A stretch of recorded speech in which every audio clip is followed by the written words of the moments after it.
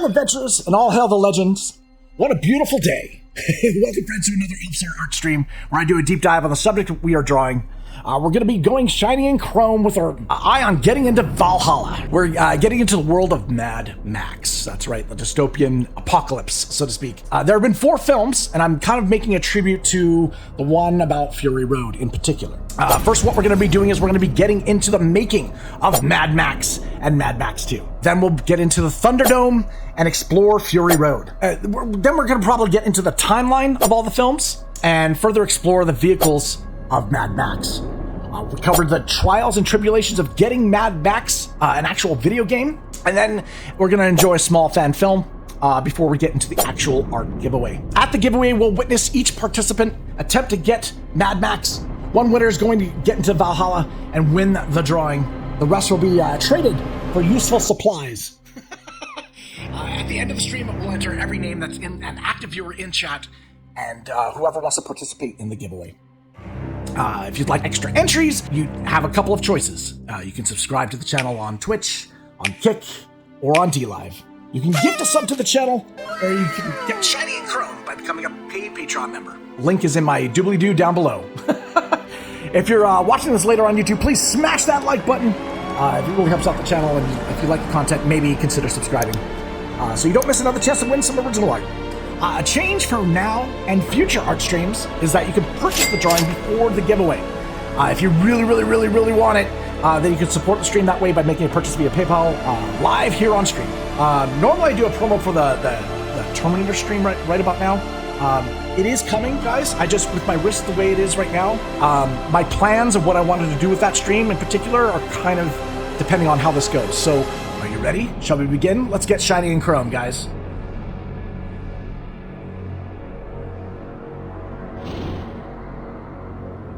There's a fantastic quote from Joseph Campbell.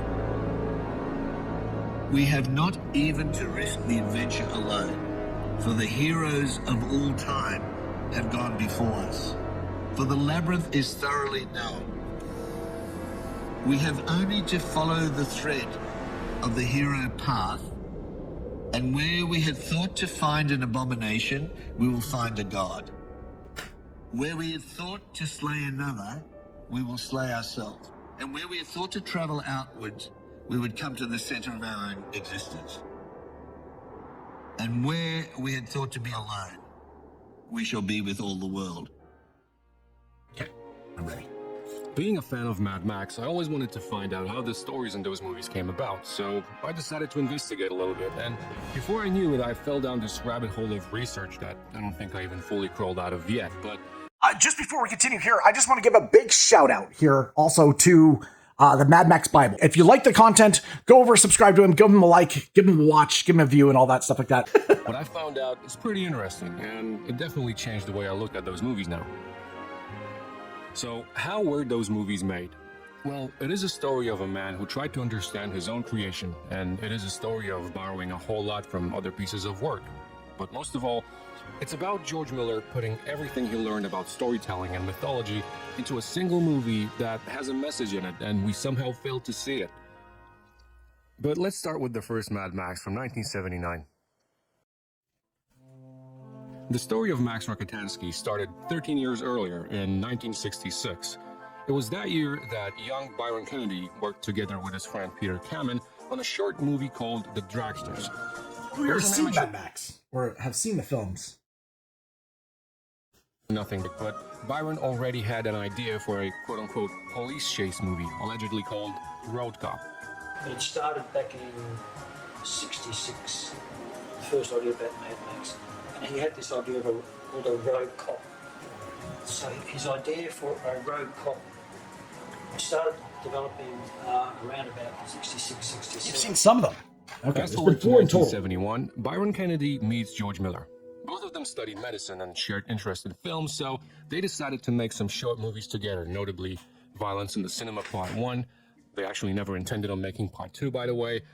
Devil in Evening Dress, and St. Vincent's review film, also called Nuns on Motorbikes. What's cool is that you might actually recognize some faces from Mad Max in those movies. Frank Thring, who later played the Collector in Beyond Thunderdome, and Nico Latharus became the rat mechanic in Mad Max, and he even later became the script analyst for Fury Road. After making those short films, Byron and George figured that they want to make a big full-feature film, and that was in 1974, and their big film would be called Mad Max. The story would be a combination of two things. One, Byron's earlier idea about a police chase movie, and two, the idea that certain lines of work can psychologically ruin a person. They started collecting money for this movie by doing what was called local radio medicine. They would sit in Miller's blue bongo van. Yes, this one. No, not that one. That was just an empty shell without an engine. So they were sitting in this van until they would pick up a radio call for an emergency, and they would just drive out to attend an accident somewhere in the outback.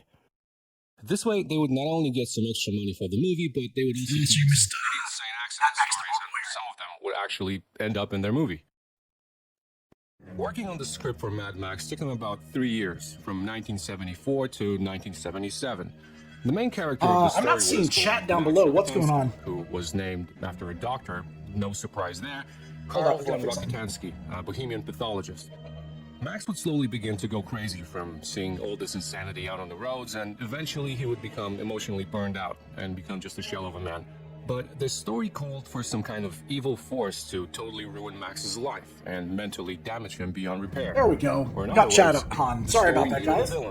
And this is where things get really interesting. Because while the core idea for the movie came from Byron and George, other elements of the story came from, well, other movies and other works of art. And this in great part to James McCausland, Mad Max's scriptwriter. McCausland had this incredible ability to quote movies verbatim and recall the most memorable moments from them. So he figured, why not just take those memorable moments from other films and why not just put them into Mad Max? That's exactly what he did. The first inspiration came from a 1974 low-budget Australian movie called Stone. Stone? This movie is about a biker gang that loses some of their members, and now they're out for revenge. I've not seen This is Stone. where the villains of Mad Max would come from. This gang, called Gravediggers, became a blueprint for the Toe Cutter gang in Mad Max.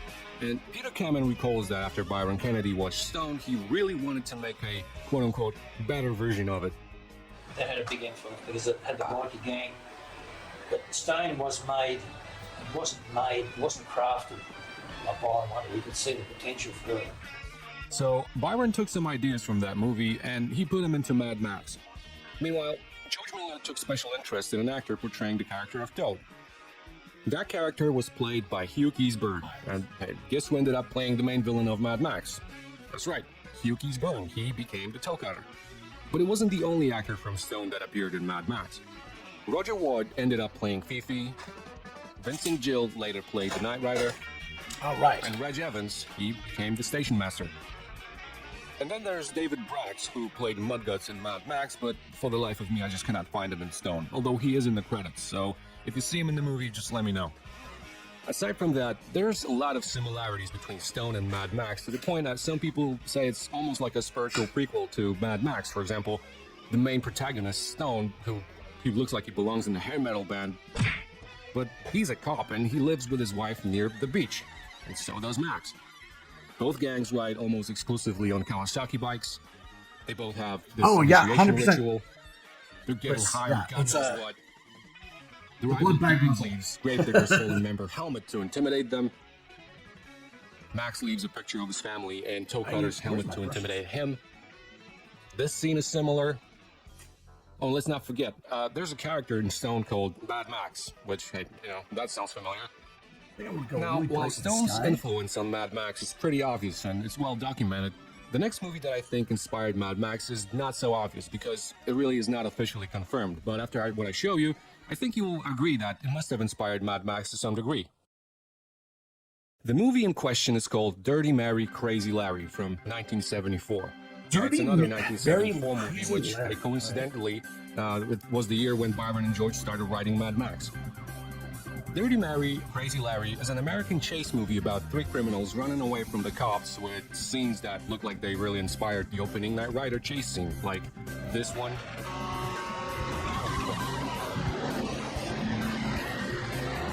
Or this one. Are you doing direct comparisons here? And spoiler alert, The chase in both movies ends abruptly with a crash and an explosion. The characters of Mary and Larry seem to have inspired lobotomy eyes, yeah, that's her name, and the Knight Rider. I mean, and hell, remember when I said that James McCausland had the ability to quote movies verbatim? Well, check this out. Just wondering, speed's expensive, how fast do you want to go? Like the sign says, speed's just a question of money. How fast do you want to go? But most importantly, there's the presence of a custom-built police interceptor. And Dirty Jim Mary's Dixie Crazy makes an Larry, entrance. the best You have to cop get sub to the channel, my is God. given a very powerful custom-made I will interceptor add you to an extra chase entry on down the wheel, bad my guys. friend. My God. You get Thank over you. to Steve's. Pick up that interceptor. Which is literally the same thing that happens in Mad Max, down to the introduction of this car, the cop's reaction, and even the way the scene was shot. Sir. Yet another big inspiration from Mad Max came from maybe Lawrence you of cross- Arabia, released in you snag it? 1962. And look, I cannot emphasize enough how much stuff was pulled from this movie and put into all of the Mad Max movies. However, for the first Mad Max, the opening scene with T.E. Lawrence crashing his bike seems to have inspired Bruce's bike crash. And Tim Burns, who played Johnny the Boy, he stated that the scene with the lighter was also inspired by Lawrence of Arabia. Lawrence of Arabia, Dixie, I'm on the mend. he lights I'm getting better. match and then puts it out with his fingers. Yeah. And so I've got the lighter and I'm thinking something like, I'm powerful and I can light myself and then, Now, there were other mediums that Mad Max borrowed from to become what it is, and one of the funniest examples to me is the title card. You see, when Mad Max was just about to be released, the American distributor thought that the name Mad Max is too feminine. Yeah, I don't know, whatever, but he thought it was too feminine, and they wanted it changed to something else. And around the same time, Miller and Kennedy became familiar with French sci-fi comic book called Metal Hurlant. And their English Metal Hurlant translation is was actually called heavy metal. Apparently, Miller and Kennedy felt like those comic books somehow resonate with their movie, so they flew out to France to meet up with one of Metal Hurlant's founders, Jean-Pierre Dionnet. George Miller walked into his office and offered Jean-Pierre 10% of movie's revenue if he could use the name Heavy Metal. And Jean-Pierre was just totally caught off guard because, he thought it must be some kind of a joke. Some Australian dude just walks in, talks about a movie. So he refused the offer, and now he really apparently regrets his decision, for obvious reasons. But do you think that discouraged Miller at all? No. He just copied the logo of Heavy Metal, except he put the name Mad Max on it, and there you go. And that would not be the last time that they would actually steal some stuff from that comic book. But we'll get to that later when we actually talk about Mad Max 2. So now you might start to get a picture that Mad Max was not exactly as original as you think. I mean, sure, the core idea definitely was original, but it looks like it was also wrapped in a lot of things borrowed from other places, even stories Miller and Kennedy heard on their job. And I didn't even mention how big of an inspiration Buster Keaton and Harold Lloyd silent movies were to George Miller. I mean, that was the stuff that he religiously watched when he was a kid. And the book, The Parade's Gone by Kevin Brownlow, which is like a Bible for fans of silent cinema, that was a huge inspiration for Mad Max as well. But does it mean that Mad Max is a ripoff? No, absolutely not. I mean, it definitely borrows stuff from here and there, but it really doesn't matter that much in the grand scheme of things, especially because the movie has its own identity and the fact that it became a worldwide hit anyway. The war rig, oh yeah. Yeah, but here's the problem. George Miller and Byron Kennedy had no idea why this movie became a hit. I'm actually surprised there hasn't been more models. I don't understand why this film worked so well in Japan. So it seems like George Miller kind of stumbled across its success, not realizing he was doing a character kind of based on Campbell's The Hero's Journey. So when the movie came out in 1979 and George Miller was showered with praise, he must have felt guilty. I mean, he didn't feel like a brilliant director, so he must have done something right by accident. He did it by accident. Because I was particularly clever. So I felt like I dodged a big bullet, and I felt I really need to understand a number of things. George Miller is very much a mathematician, kind of works with formulas and chemicals and numbers and puts it together in a formula kind of way. So why did Mad Max resonate so well with people all around the world? And why were those people saying that they heard that story before? Right after Mad Max, Miller started working with Terry Hayes on a new movie called Roxanne. Unfortunately, that movie fell through because of financial reasons, but while they were working on Roxanne, they were still discussing the success of Mad Max, just trying to understand it. And eventually, they found out why it worked. Now, there's at least two accounts on how they figured it out. There's John Baxter's version, who's an acclaimed Australian journalist, and he said that George Miller, Byron Kennedy, and Terry Hayes flew out to Hollywood in early 1980 to meet up with Steven Spielberg and George Lucas. During their meeting, Miller was complaining that he didn't get why Mad Max became a worldwide hit, and apparently George Lucas then just pulled out a book written by Joseph Campbell, and he said, hey, I used this when making Star Wars. Then there's Terry Hayes' story where he basically says that it was him who introduced Miller to the works of Joseph Campbell, but regardless how it all exactly happened, this was a breakthrough for George Miller, because then he learned why Mad Max was a worldwide success.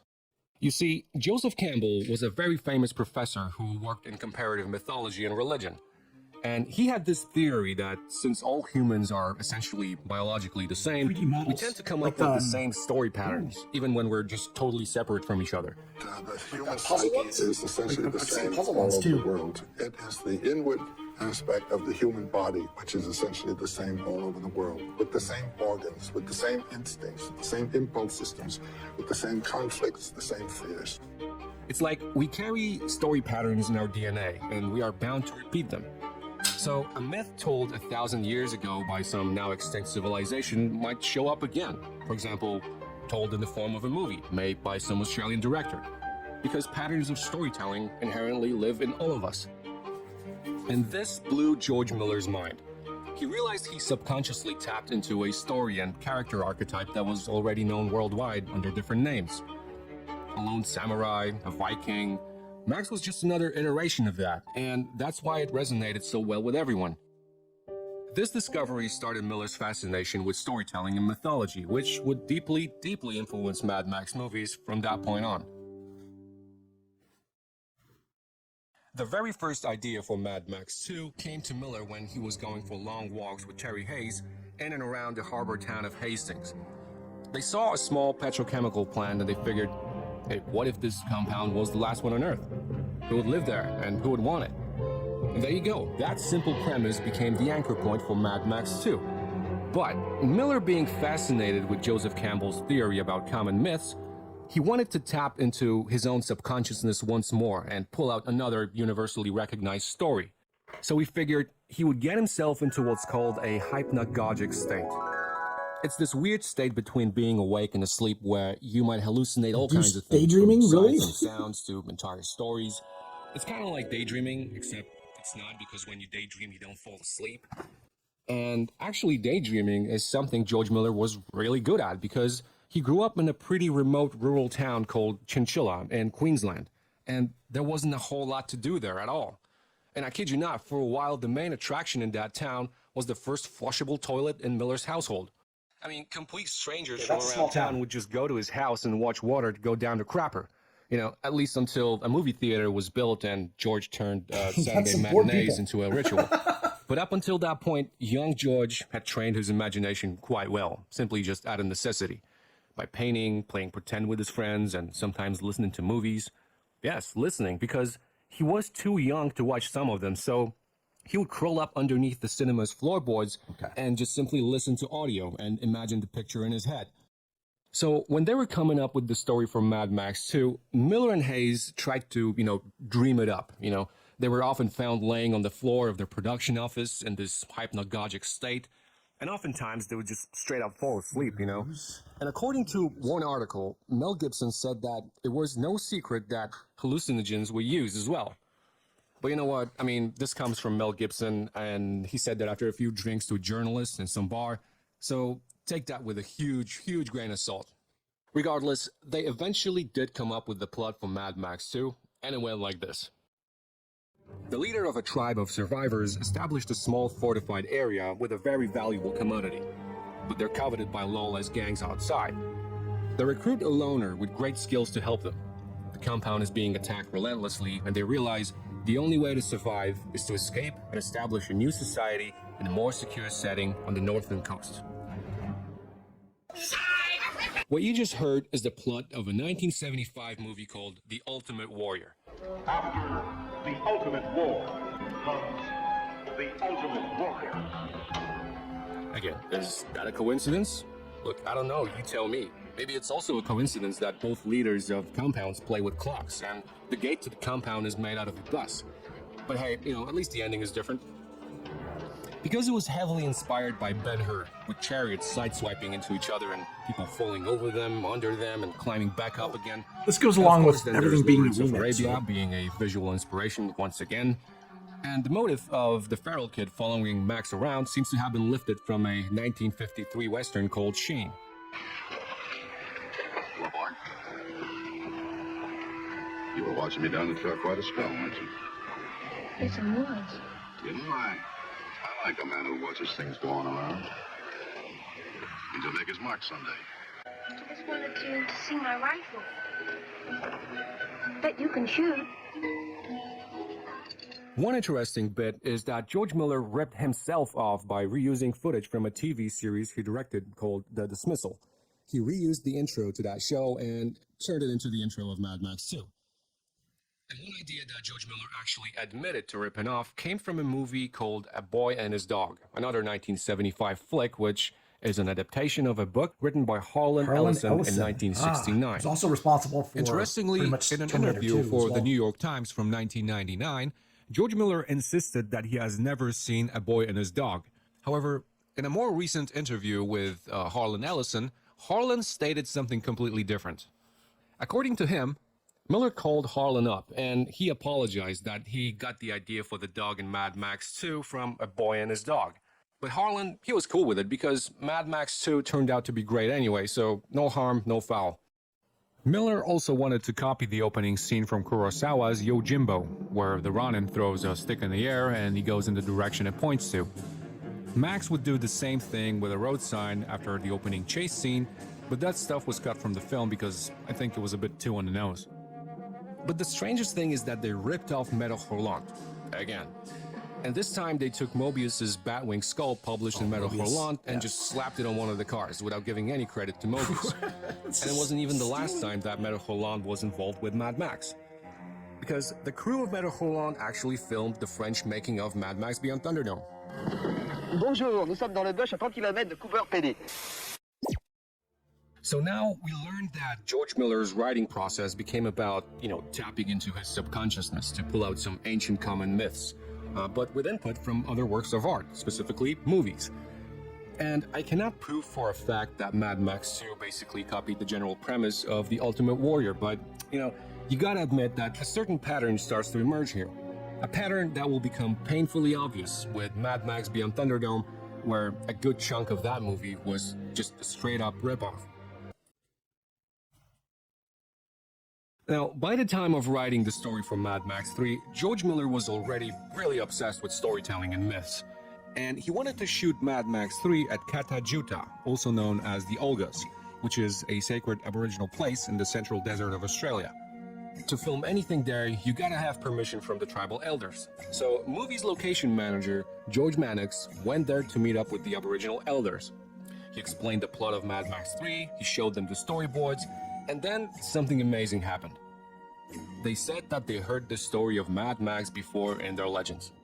And as he described the scenes and showed them our storyboards, something very special happened. They'd heard the Mad Max story before.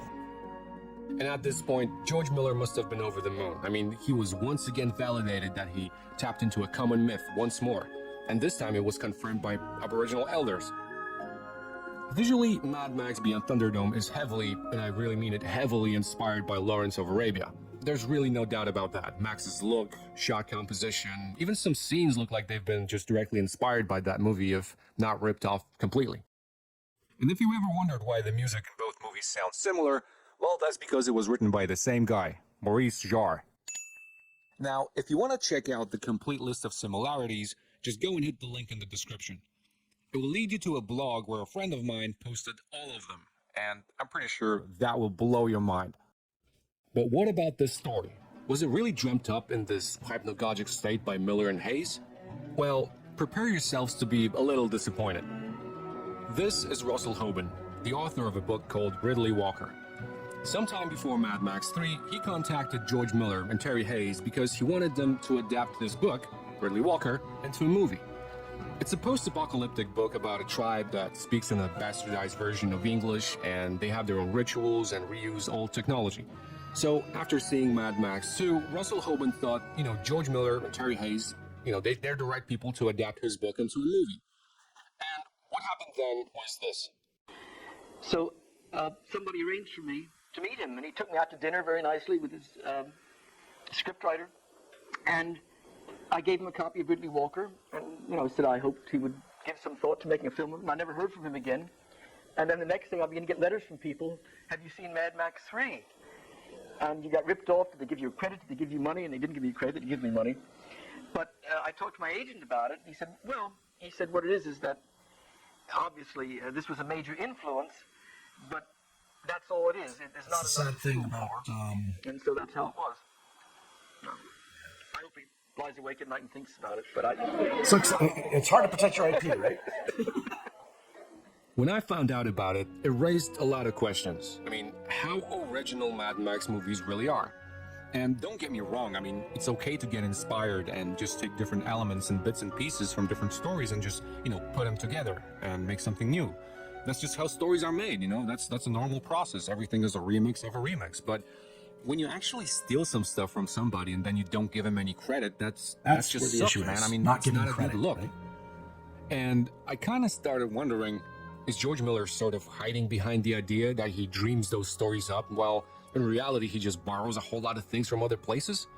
Is it even him who's borrowing stories from others? Maybe it was Terry Hayes, the script co-creator.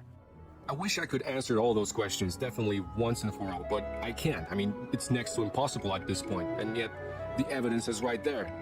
But maybe things will get better with Fury Road, so let's find out. The very origin of Fury Road can be traced back to 3 events that happened between 1996 and 1997. Originally, George Miller wanted to make a Mad Max TV series, and he was impressed with Brendan McCarthy's work on a CGI TV show called Reboot. He met up with I had no McCarthy idea that they were going to make a in TV series. 1996 in order to work on this Mad Max TV show, but We're seeing McCarthy Reboot. pitched him a rudimentary plot for the next Mad Max movie instead, which went something like this. I just gave him the idea, and it basically was Max goes through this blighted landscape with these. I thought the weather by then would have got really ridiculously bad, with massive storms and all the rest of it. He's got to go through down this sort of horrible landscape, and then he gets to the final place, which is like a giant castle. It's run by this guy. Inside the package that Max has been protecting all the time, the guy is a little squirt silver cube, and the guy puts it in sunlight, and it's solar activated, and it pings open, and inside it is a little vial. And the guy then says, "Come out." And this young girl, age 14, steps out from this room, and he's been keeping her sort of perfect. And then he says, "This is pure sperm, and I'm going to breed her," because the idea was to set the movie in the extinction of the human race. That's what I pitched him, and that's what became Fury Road. So yeah, the original pitch was a bit out there, but it was interesting enough for Miller to consider. Sometime we're going to in be covering the video game 1997, guys George here. Miller was crossing the street in Los Angeles, and he suddenly had this idea for a movie where the entire story would be told completely on the run. A movie that is a continuous chase, if you will. Something that lends itself to a new Mad Max film in essence. But George Miller dismissed that idea. The last thing he wanted to make was yet another Mad Max movie, but this idea for a potential new Mad Max film just would not go away. And eventually, George Miller gave in. George Miller was on a flight from LA to Sydney, and he again got himself into this hypnagogic, half-asleep state, and in it, he dreamt up the entirety of the next Mad Max movie. It would be a combination of McCarthy's original pitch and Miller's idea for a continuous chase film. Okay, so that's an interesting story in itself, but when you look at Miller's track record of his inspirations and borrowing stuff from other works, combined with his fascination with mythology and storytelling, I started thinking, hold up, maybe there was something more in the mix, something that we missed, some kind of inspiration that he never told anyone about. So I started picking it apart, and the first thing I noticed was, why all of a sudden we got 5 girls instead of 1? I mean, the story would work just the same with 1, so why is there 5 of them now? Actually, scratch that. George Miller wanted to have 7 girls out first, but he just couldn't fit them all into the cabin of the war rig. The only reason it's 5 brides that are being chased by the warlord is that we couldn't fit 7 into a car. So, 7 girls, wives, sisters, whatever you want to call it, escaping a bad guy who's infatuated with their beauty and wants them for himself. He chases them across the Australian outback. Wait a minute, that's a myth of the Pleiades. It's a very common myth among many cultures around the world, but let's focus on the Aboriginal Dreamtime version of it because, you know, Australia. It goes like this. Australia. The 7 Napalgari sisters are escaping a Jakamara man who is in love with them and wants to take one of the sisters for his wife. They travel across the Australian land, and then from a steep hill, they launch themselves into the sky in an attempt to escape, forming the Pleiades star cluster you see in the night sky. Right, so that kind of sounds familiar. So, is it possible that Fury Road is a retelling of the Aboriginal version of the Pleiades myth? Well, you know, get your tinfoil hats out because I'm about to start theorizing. None of it is actually officially confirmed, just my theory, alright? So if you're not into it, click away. If you want to hear my theory, stick around. Personally, I think the myth of the Pleiades at least played some role in the creation of Fury Road, and there's a few reasons why. First of all, it's a common myth. Something Joseph Campbell was talking about, and it's something that George Miller is really into. And Miller was even asked about the similarities between the Pleiades myth and Fury Road in one of the interviews, but he said that he was not aware of the similarities between the two when they were making this movie. In the indigenous Australian culture, one of the creation stories is the story of 7 sisters escaping some malignant male, and they help create the topography and all the nature around. And there's only an afterthought that I figured out we're telling that story. So, did he dream Fury Road up in this half-asleep, hypnagogic state? Yeah, no, I'm not buying that. Besides, even if Miller wasn't inspired by ancient myths, Brendan McCarthy most definitely was. And he was really pushing for this one specific scene to be in the movie that would be a direct throwback to Aboriginal storytelling, and he was also inspired by Greek mythology in another scene, but we'll get to those in a minute. But the real question is, what would be the point of incorporating the Pleiades myth into Mad Max? And why? Well, I think the answer is actually simple. George Miller wanted to turn the final Mad Max movie into a full-blown mythical campfire story that's been passed on by generations. And really, it's not overtly shown in the movie itself, but the first press release for Fury Road from 2012 literally says that this movie is an account of the road war which follows. It is based on the word burgers of the history men and eyewitness accounts of those who survived. Yeah, but check this out. The biggest kicker is that Fury Road was actually supposed to be framed not only as a myth told by somebody from the far future, you know, this history man, but it was also supposed to be framed as a myth that's been already known for ages by the Aboriginals. And I know this sounds crazy, but the proof is right in the script. This is the original script for Fury Road from 2002, and there is a scene in it that to me always felt confusing and out of place. And I'm of course talking about the premonition scene. In the original script, the Aboriginal man would appear just out of thin air and walk up to Max saying, "I know you." And Max replies, "I don't think so." To which the ancient Aboriginal man replies, "I know you. I know you."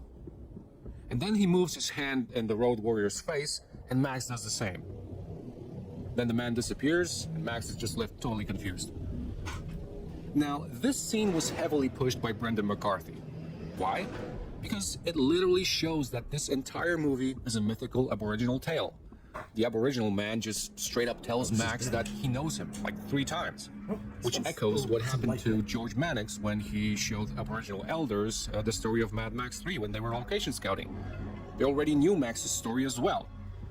And to prove that this Aboriginal man already knows the story of Fury Road from the legends, he moves his hand, Max does the same, and this move will save Max's life later in the film. So in other words, the Aboriginal man already knows what's going to happen in the story.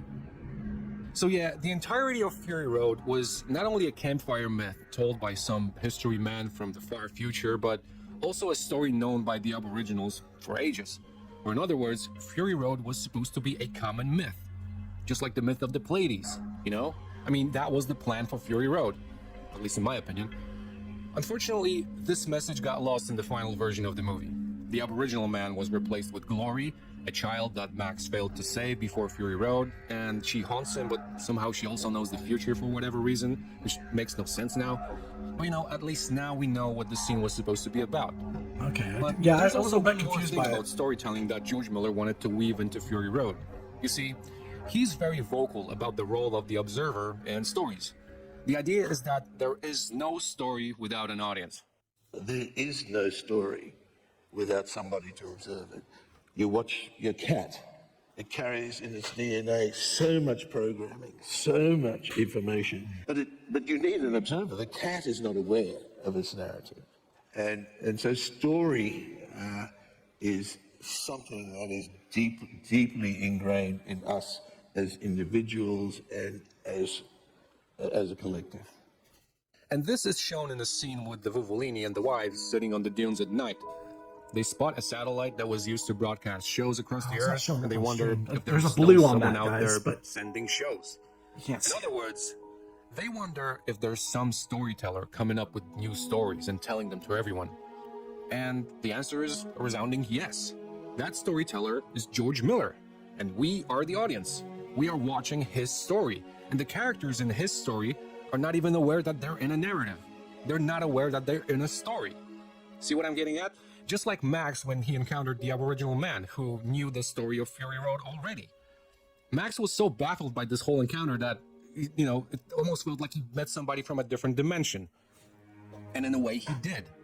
The Aboriginal man was the storyteller that just busted into the story himself, breaking the fourth wall, and told Max that he knows him, and he showed him the future events, leaving Max totally confused as hell because he wasn't aware that he is in a story.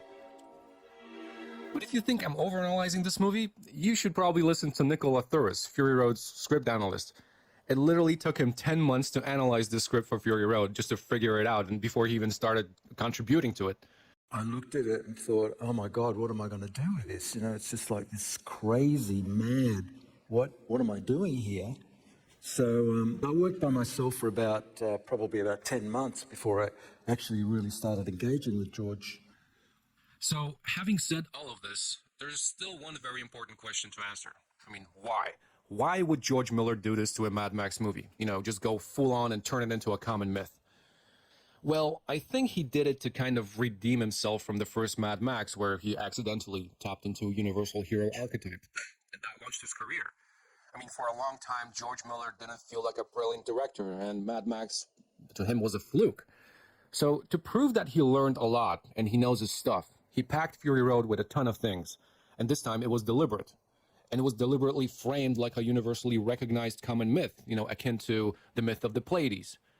Because, keep in mind, back when they wrote this movie, this was supposed to be the final Mad Max movie, period. No more. And what better way to wrap up a franchise than with a movie that could be picked apart for many years to come, because it has so many layers to it. I mean, Fury Road was literally designed to be a very simple story on the surface. But when you start digging underneath the tip of this iceberg, it reveals itself to be richer in details than anyone could ever imagine. You can take an apparently simple story and you can load it with a lot of subtext. We actually tried to give a backstory not only for the characters, but for each vehicle, for each weapon, even for the language. Everybody designing the movie had to understand where that object came from. It's literally a playground for anyone who wants to find out some facts about this world that George Miller created, and it's also a very potent ground for theories such as the one that I came up with. And whether I'm right or wrong on how Fury Road was made and what it was inspired by, ultimately it really doesn't matter that much, because it's just my theory. You don't have to agree with it, and if you do or you don't, just leave a comment in the section.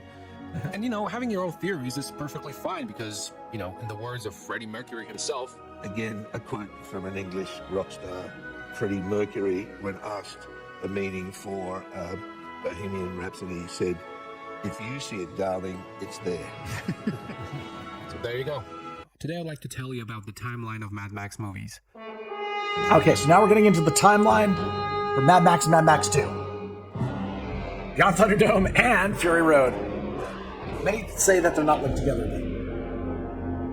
Frankly, I'm making this video because I've seen too many people claiming that Mad Max movies do not have a solid timeline and that there's no continuity between them and all of the movies are just completely separate. That is simply not the case, and as you'll later find out, there's even a timeline connection between the original trilogy and Fury Road. But in order to understand it, we have to start with the first movie in the series, Mad Max. Released in 1979, the movie doesn't give us a lot of backstory. In fact, it doesn't give us anything except a short line a few years from now. So when does that movie take place and what's the backstory? Well, to understand all of this, we need to see how the movie was made. You see, Mad Max was not supposed to be a sci-fi movie set in a dystopian future at all. In fact, Mad Max started off as a journalist in contemporary Melbourne. Originally, the idea was to make a movie about a journalist going from one place of accident to another, and in the process of doing so, he would lose his humanity, empathy, and, he would become a shell of a man. Look, any longer out on that road and I'm one of them, A terminal crazy. And that idea came from George Miller's own experience as a young doctor, observing seasoned doctors that were desensitized from years of working in profession.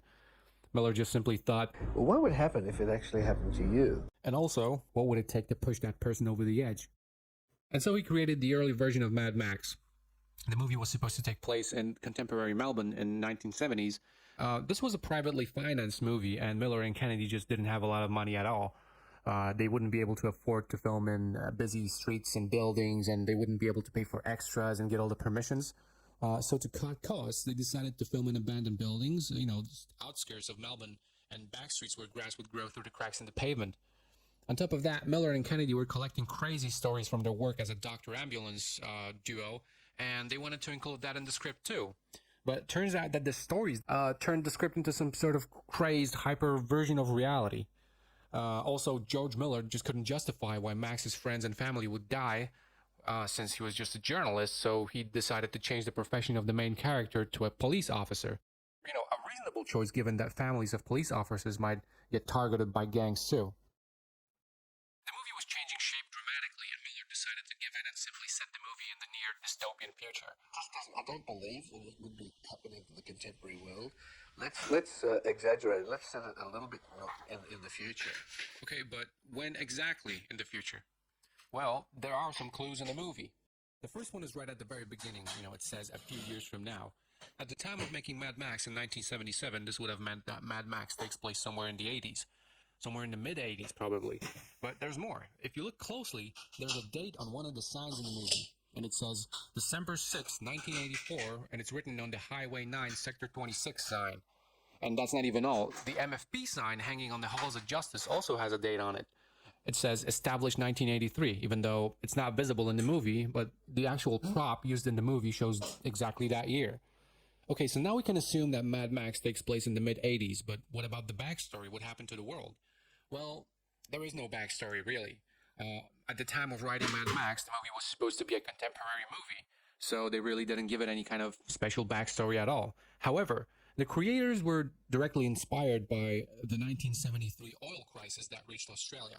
And this was a real event, which George Miller and Byron Kennedy saw with their own eyes, and they saw what fuel shortage did to the society and how quickly people turned against each other. I remember very well that there was big restriction in Melbourne, and there were only a few petrol stations where only emergency services, nurses, ambulance drivers, police could get petrol. And in such a sedate, calm city as Melbourne, it took 10 days before the first shot was fired. And I wondered what would happen if it was 10 years. And so they used that real event as an inspiration for the fuel shortage and anarchy in Mad Max. But other than that, there is really no backstory or world building. So to conclude, Mad Max takes place in the mid-1980s, and it doesn't really have a backstory because it was originally supposed to be a contemporary movie. Okay, so let's mark that on the timeline and move on to Mad Max 2, aka The Road Warrior. Mad Max became a success, and Miller noticed that people from different countries recognized Max as a mythological character. For the Japanese, Max was similar to a samurai, and in Nordic countries, he was compared to heroes from that mythology. And the French, for example, saw Max sort of like a character from a Western. This made Miller research mythological characters, and so he read a book entitled The Hero with a Thousand Faces by Joseph Campbell. In that book, Joseph Campbell outlined the character arc of a hero. And this is very important because Miller would then consciously use that knowledge and turn Max into this sort of wandering mythological hero who's remembered through campfire stories in all of the following Mad Max movies. Another thing that Miller wanted to change was the visual language of the movie. He would often quote Alfred Hitchcock, who said, Alfred Hitchcock had a great saying, I try to make films where they don't have to read the subtitles in Japan. And so he wanted the new Mad Max movie to be a very visual experience without a lot of dialogue. But in order to show that dystopian world to the audience and make them understand it without giving them barely any exposition, Miller had to lay down some serious foundation on top of which he would build that dystopian world from the ground up. Or in other words, he needed a detailed backstory for not only Mad Max 2, but for the first Mad Max as well. And here is where the series backstory writing began. Meet Terry Hayes, the guy responsible for writing Mad Max novelization. Miller really liked that novelization, and so he hired Terry Hayes to help him write the script for Mad Max 2. Terry Hayes understood that in order to create a convincing dystopian world in Mad Max 2, he would have to base that backstory on reality, and also he would have to fill in the backstory for the first movie. So what inspired Terry Hayes to write that backstory? Well, a little experiment he did when he was working as a radio producer. He would put in fake news about a war breaking out in the Middle East in an actual real broadcast. And people listening to the radio were not aware that this was fake, and it caused quite a bit of panic. That's and this really little fake interesting. news Holy segment crap. became the origin of the backstory for both Mad Max and Mad Max 2. And I told him about my experience on the radio program. He said, let's do it. Okay. Let's do it. Let's say that's how the world ended. The backstory was based on a real event. Again, this was an oil crisis, but this time around it was the 1979 oil crisis. And that was when real tensions between Saudi Arabia and Iran took place. In the real world, those tensions ended peacefully, but in Terry Hayes' alternate reality, they led to a war between Iran and Saudi Arabia, which left all of the oil fields in the Middle East on fire. With that one event, Terry Hayes explained the lack of fuel in the world. And the rest was just a downward spiral all across the globe, which he explained in detail in a production document called the Preamble. In that document, it was outlined that after the war between Saudi Arabia and Iran, all of the countries in the world couldn't function without fuel. The UN was called to do something about it, but nothing could stop the avalanche. There were martial laws in Italy and Germany, and people went out on the streets, and governments started to collapse. Inner city communications stopped, and whatever fuel convoys were left were ambushed and attacked by biker gangs. And that's when the Main Force Patrol was founded in Australia in 1983, as the last-ditch attempt to uphold the law on the roads. The events of Mad Max taking place in the mid-80s were the final days of the MFP, just before the complete collapse of the society as we know it. So, what happened between Mad Max and Mad Max 2? Well, things got worse. Electricity went out, food became scarce, banks and power plants got closed, MFP was disbanded, many officers went rogue, and ordinary people started to prey on each other for resources until it was just too dangerous to live in the cities altogether. So they fled out into the outback where they would have to roam for resources. And they would use homemade buggies, modified bikes, and cars to hunt alone, and later band into gangs.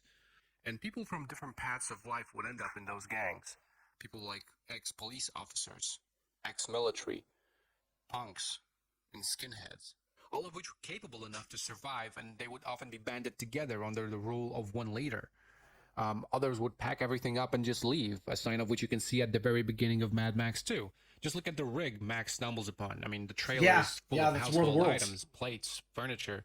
It's possible that this rig was part of a bigger convoy that left the city, but it was just not fit for the wasteland. The gunned-down cars we see right before that look very normal as well.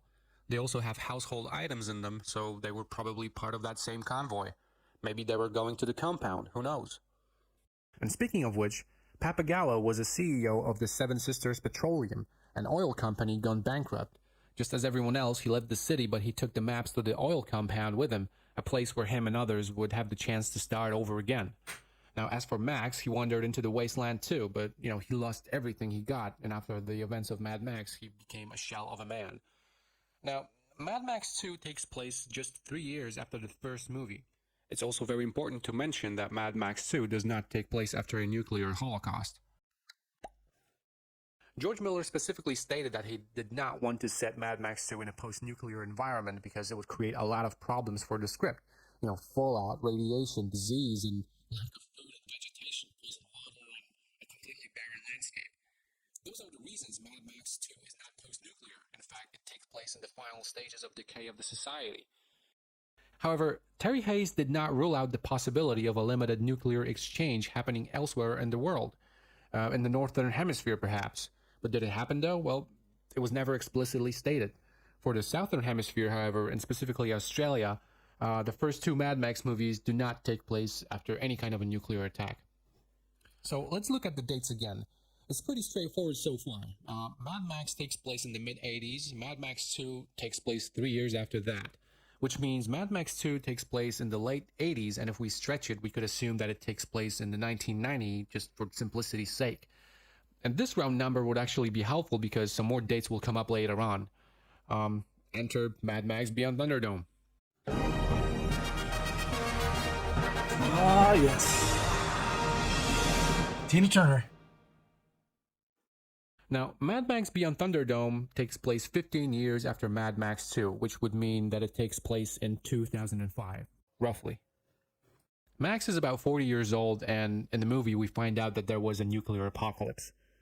Unfortunately, I wasn't able to get a detailed production document showing what happened between Mad Max 2 and Beyond Thunderdome, although I'm 100% sure that a detailed backstory exists because Miller absolutely needs it to build the worlds we see in those movies.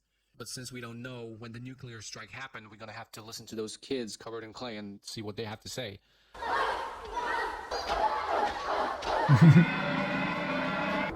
Yes, big shout out to Tina Turner. According to the kids Amazing in woman. Cracking the Earth, aka, the waiting ones, it all started with the epoxy clips full of pain. Clearly, they mean the nuclear holocaust, but since we know that it didn't happen before Mad Max and Mad Max 2, it must have happened after those two movies. Now, this is when their story gets a little weird. Let's assume the nuclear apocalypse happened and the nuclear winter came, and then they say Captain Walker took the people on a plane and crashed the plane. So that must mean they somehow survived the nuclear attack and managed to get enough fuel in a working plane only to get up in the air and crash it in the desert. There's no way of arguing that story because this is the only one we've got, so let's just assume that's what happened, although frankly it just sounds kind of ridiculous. So the plane crashed, the survivors settled in the crack in the earth and started to, rebuild civilization, if you know what I mean. I mean, okay, they made babies, all right? And the eldest kid we see in Beyond Thunderdome is Savannah, who's supposed to be 16 years old. So let's do the math. Beyond Thunderdome takes place 15 years after Mad Max 2. Savannah is 16. That must mean that Savannah was born around the time of Mad Max 2, which was pre-nuclear holocaust. But also Savannah was too young to remember the nuclear holocaust and the plane crash, which would mean that all of it happened shortly after Mad Max 2. Now, let's look at the dates. The message we see on the wall in the crack in the earth shows a date when Captain Walker left with a search party. Again, the date is obscured, but we can see that they left that place on September 10th, 1990 X, we don't know. Since Mad Max Beyond Thunderdome takes place in 2005, and adults left sometime in the mid-90s, we can assume that the kids were there without adult supervision for about 10 years, and at least according to what we see in the movie. Which always made me wonder, what kind of adults would leave all the kids to fend for themselves? After all, the kids say that there was this one big search party and they left, and that was that. But wait, that's not what really happened. Although in the movie we find out that Captain Walker left that place with others, the original version of the script reveals that Captain Walker's search party was only the first one. After that, there was a second one, a slightly smaller group of people, and they never came back either. And then there was even a smaller third group and a fourth group with just a couple of people. And finally, the fifth search party, which consisted of just one, the eldest person of the tribe, Savannah. She was the designated search party in that movie, following in the tradition of Captain Walker. And now you know what she was doing out in the desert and why she was so happy she found Max, thinking it's Captain Walker who promised to come back. I really thought it was Captain Walker after so many years of people going in search of him and the civilization. It kind of helps you to understand why those kids act in such strange ways. Unfortunately, in the final movie, that whole plot wasn't fleshed out enough for us to understand. Yeah, it was a bit of a mess. So that plot with the kids just gets a lot of flack. So let's round it up. First, we have the war between Saudi Arabia and Iran. Possibly, the war started in 1979, just like in the real world it would have. Then the world collapses. MFP is established in 1983 in Australia. And then Mad Max takes place somewhere in the mid-80s. After that, people flee the cities and start roaming the outback, and they form gangs. Mad Max 2 takes place 3 years after Mad Max, in late 80s or in 1990, if we want to keep it simple. Nuclear apocalypse happens shortly after Mad Max 2. Sometime in the mid-90s, Captain Walker leaves the crack in the earth, and Beyond Thunderdome takes place in 2005, which is 15 years after Mad Max 2. So, having said all of that, there's a reason why Miller builds those huge backstories but never reveals them. He simply wants people to be guessing, and it makes those movies that much more compelling. World building, right? Which doesn't change the fact that in order to convey his visual style properly, he has to come up with solid backstories for everything, and believe me, what I've explained here is just the tip of the iceberg. And Miller has backstories for all the characters in the movies, and his obsession with world building peaked with Fury Road, where so much additional material was written that 2 additional Mad Max scripts were written as a byproduct. It's just that he doesn't want us to see any of it, and he puts it all through this mythology grinder and further blurs the clarity with third-person storytelling, which leaves a lot of leeway and room for any kind of interpretation. That's what makes people come up with crazy theories about those movies, but, you know, truth be told, Max is the there feral a kid. continuity to all of those movies, even between the original trilogy and Fury Road, which I'll discuss in the next video. In this video, I will be explaining what Fury Road really is and how it connects with the original trilogy of Mad Max movies. Let's begin.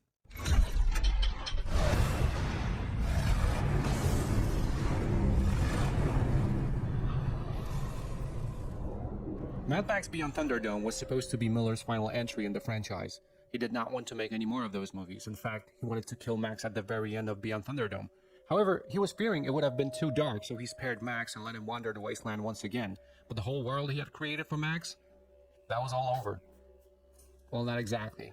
Miller decided to bring Max back in 1987, but this time around, he wanted to turn Mad Max into a TV show. The role of Max was to be reprised by an Australian actor, John Blake. Unfortunately, Blake was involved in a car accident in 1986 that left him permanently disabled, and plans for the Mad Max TV show fell through. Miller returned to this idea in 1995, where it was reported by Daily Variety that a weekly television series based on the Mad Max movies was set to blast onto TV screens in the fall of 1996. No other details have been revealed other than the show would not include human violence, but rather vehicular combat. The idea for a TV show was brewing in the minds of both Miller and Warner Brothers domestic television distribution. Just around the same time in 1996, Miller would cross paths with the key figure responsible for creating Fury Road, Brendan McCarthy. Brendan McCarthy has been a huge Mad Max fan ever since he was a teenager. He was so into the world of Mad Max that he would send fan letters with concept art and ideas to George Miller, unfortunately without any response. When rumors of a Mad Max TV show started to brew in 1995, Brendan McCarthy was then working as a principal designer for a Canadian CGI TV show called Reboot. Being a fan of Mad Max, he even turned one of the episodes of Reboot into an obvious homage to the Road Warrior. The episode was called Bad Bob. McCarthy then sent that episode on VHS tape to George Miller, with a note saying, "Whatever happened to Max?" 2 weeks later, he got a reply. George Miller wanted to meet with Brendan McCarthy in Los Angeles. And so they met, but the problem was, Miller wanted to make a Mad Max TV show. The series was supposed to be, and I quote, kind of like the Xena Warrior Princess version of Mad Max. Oh my gosh, really? Did you want to make a Furiosa TV show in 96? Well, we might never know, but what we do know is that Brendan McCarthy was caught off guard by this idea. At the time, George was thinking about doing a Mad Max TV series. This was at the time of Xena and Hercules, pre-cable. I mean, very recklessly, I said, look, fuck the TV series. What about Mad Max 4? And so he started to present a ton of ideas for a new Mad Max movie. Miller really liked those ideas, and it was then decided a new Mad Max movie has to be made, and it was going to be called Fury Road. Yeah, Reboot blew my mind. It was Miller started to assemble a team of writers and storyboard artists that would help him and McCarthy create the movie, because this time around he wanted Fury Road to be a purely visual experience. Therefore, the movie had to be conceived in a visual way, in the form of 3,500 storyboards to be specific.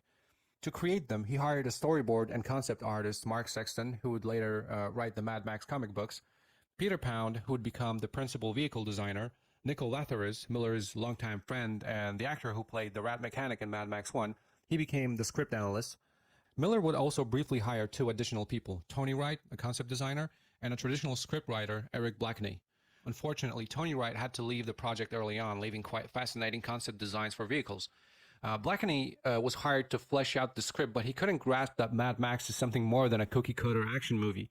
He wanted to make Max a generic action man with one-liners and no depth.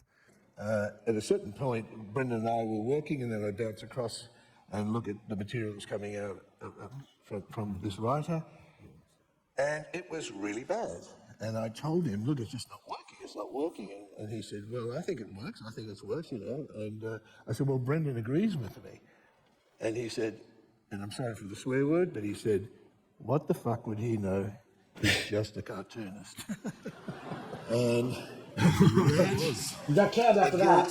Dropped, and Brendan and I worked for the next 2 years together, and we brought into the fold Peter Pound and Mark Sexton, and seriously, in many ways, it was the time of our lives. The writing would commence with Miller and McCarthy, and they wrote the first 2 acts. According to McCarthy, Miller had already had a basic outline for the movie before they even begun writing it. The idea involved the wives, there were 6 of them at first, and Max falling in love with Furiosa at the end. After writing the first 2 acts, McCarthy had to leave the project, and the 3rd act was written by Miller and Mark Sexton, who became the chief storyboard artist for the movie. The idea for Fury Road was simple. It was conceived as a continuation of the original trilogy with Mel Gibson playing Max once again, but also it was supposed to be the final Mad Max movie. The reasoning behind it was that Max would have been an old road warrior by then, but he would still be wandering the wasteland. It was time for him to go home, to fully redeem himself as a human being and return to society with a newly found love for Furiosa. Therefore, his final adventure had to be the biggest, the boldest, most action-packed, and Max's transformation into a human being had to be the most drastic. So in order to end Max's suffering and turn him into a human being again, they had to first throw him off the deep end. So they turned Max into a completely insane man the first time we see him. A completely feral animal that spent way too much time in the wasteland. To understand the scope of how damaged he was, let me just show you one of the first storyboards created for the movie. Here we see Max sitting next to his car, rocking back and forth, and he's twitching and mumbling to himself. He turns his eyes to the camera and we see that he's actually crying. This was the Max we were going to see. A complete mess, damaged beyond belief, truly haunted by his past, an animal who forgot how to speak after years of solitude, and fighting the demons in his own mind for decades. But still with his Interceptor though. But that's not the same car he used to have. From my conversations with Colin Gibson, Fury Road's production designer, it was revealed to me that Max had rebuilt this Interceptor from the ground up to remind himself who he really is, because after years of mental torture, he was desperate to hold on to his identity. Colin Gibson compared Max to a Japanese soldier stranded on an island years after the war had ended. At the very beginning, we see Max playing with a radio, hoping that he will hear a signal from the headquarters telling him that the war is over and that he can finally go home. Max in the early version of Fury Road was an utterly damaged man who wanted to end his suffering once and for all. A man with a very basic instinct of survival and with a plan to travel to the plains of silence so he can finally find his peace. Max would then be captured by the Necro Boys, who would later be called the War Boys, but Miller changed the name after 9/11. One of the Necro Boys, called Nux, would chain Max to his wrist to use him as a tracker on the Fury Road in the chase after Furiosa, who stole 6 wives from the Warlord, which would later be called Immortan Joe. The script was finally finished in 2001. So here's the most interesting bit. The original version of Fury Road, written for Mel Gibson as a sequel, was almost exactly the same as the Fury Road we got to see in 2015 with Tom Hardy. But how so, you may ask? First it was a sequel, now it's not, and it's still the same movie anyway? Correct. They're almost exactly the same, except for 2 things. The main actor and the ending. You see, Fury Road, that was about to be filmed in Namibia in 2003, was going to be the final Mad Max movie. Therefore, it had a different ending. In the original version I wrote with George, he goes up on the platform with her because he's found her. And when I saw the film, I thought, what the hell? I was really like, and I was kind of, you know, honestly confused and annoyed and thought, what's he doing? Why is he going back out there? But wait, why is there Tom Hardy in the first place? What happened to Mel Gibson? Why did it take 12 years to film this movie, and what happened in that time? The movie was going to be filmed in June 2003 in Namibia, but because of the Iraq War and the US dollar collapse, the movie was postponed. The American dollar dropped about 25% against 25%. the Australian dollar, so we Huge. literally lost a quarter of our budget in that very short time, and we couldn't get equipment that we wanted at the time, and I was moving on to Happy Feet. There was a deadline to start that because of availability of studios and so on, and so that didn't happen. By 2005, the prospect of filming Fury Road was still on the table, with or without Mel Gibson. But by 2006, the idea of filming with Mel Gibson was out the window. Well, why? Well, because it was too late. Keep in mind that Fury Road was written for Mel Gibson as part of the original trilogy. We were going to see an old road warrior in his final adventure that would end all of the Mad Max movies. Unfortunately, 20 years after Beyond Thunderdome, that noble idea of finishing a franchise with the 4th sequel just didn't make any sense. Well, there was the time that Mel Gibson was going to do it, and then when he hit all that turbulence in his life and time went by, it was no longer a story about an older warrior. People have moved on. New audiences weren't even familiar with the previous Mad Max movies, so there was no point in connecting the new movie to the old ones, despite the fact that the whole thing was written as a sequel. George Miller had to choose, either release this movie as a sequel as it was intended and risk losing a lot of money, or to change the main actor and call it a reboot. After all, nobody would even know what Fury Road was originally supposed to be, right? And so Fury Road was turned from a sequel into a reboot. Except the script was the same. Eventually, Heath Ledger was selected to play Max. Heath Ledger was supposed to do it. I'm Kevin Heffel, and this is IGN News. If Mad Max Fury Road had gone before cameras back when George Miller had originally intended, the director says it would have starred the late Heath Ledger instead of Tom Hardy. Miller told the Daily Beast, every time Heath would come through Sydney, he'd call in and we'd chat about Max. He had that same thing that Mel and Tom Hardy have, that maleness, charisma, and restless energy, which you need to play a relatively still character. Unfortunately, Heath passed away in 2008, so the movie needed a new actor, Tom Hardy. The movie was finally announced in 2009. It was going to be filmed in Broken Hill, but thanks to the rains, the spiritual home of Mad Max started to look like a flower garden. We were about to shoot in the outback of Australia, and massive rains came and turned the flat red earth into a flower garden, and the salt lakes into marshland, and so we had to wait another 18 months, and eventually it didn't dry out enough, so we had to go to the southwest coast of Africa. Now, during all that time, from 2003 to 2009, Miller had been expanding on the world of Fury Road with Nick Olathris and Mark Sexton. We wrote backstories for everything, not only the characters, but for every vehicle, every weapon, how the Citadel came to be, how the Immortan Joe created that sort of empire in the way that he ruled the Wasteland. And we have 3 other stories, 2 of which are written. One is a novella, one is a script. One with the backstory for Furiosa, which was called simply Furiosa, and another script about Max called The Wasteland. Originally, Furiosa's script was going to be filmed as a CGI anime along with Fury Road in 2009. Mahiro Maeda was commissioned to do concept art for the project, and there were also plans for an official Mad Max video game. But both of those projects fell through after the rains in Broken Hill. The movie was postponed again, and this time around Miller just had to completely and exclusively focus on making the movie because it was probably the last shot he would ever have at it. End result, we never got the Furiosa anime. As for the Mad Max video game, well, that's a story in itself, so be on the lookout for that video. Eventually, the movie was filmed in Namibia in 2012, and it hit the screens in 2015. After the movie came out, Miller was often asked in interviews what Fury Road really is in relation to the previous movies. Like, is it a sequel? Is it a reboot? But he wouldn't give it a straight answer. Sometimes it was a reboot, sometimes he said it was a revisit to an old friend in his mind. On other occasions, Fury Road was set after Beyond Thunderdome. How does this new Mad Max film relate to the previous Mad Max installments, particularly the original shot in 1979? Well, I like to call it revisiting the world. It was kind of stepping back in time, and yet, the world had moved on so much. It's probably after the third one. It's understandable that Miller did not want to reveal what this movie really is, because if you've watched my previous video, he likes those movies to be mythical campfire stories that could be interpreted as you wish. So Fury Road with Tom Hardy played perfectly into that. Okay. But the movie was so confusing with the young Max that crazy theories started to show up. Maybe Max is the feral kid, maybe Max is the 4th horseman of the apocalypse, so maybe it's all a dream. Honestly, I cannot blame people for thinking those things. After all, we have a 30-year-old Max in a movie written for a 50-year-old Max. It is weird that he's younger, isn't it? In the movie, so let's have a look at those. Number 1, kinda doesn't make Max any introduces sense. himself as an ex-cop, a relic of an old civilization. Once, I was a cop, a road warrior searching for a righteous cause. But he's too young to be a relic of an old civilization. The whole world around him is at least 30 years into the apocalypse, and people are not even fighting for fuel anymore, they just want to survive as a species. Max is so young that he would have to be literally born into the apocalypse. I mean, he is about the same age as Furiosa, or Immortan Joe's sons. Of course, if Max was 50, that would make sense. Max would have been old enough to actually work in the Force and to remember the fall of mankind because he saw it with his own eyes.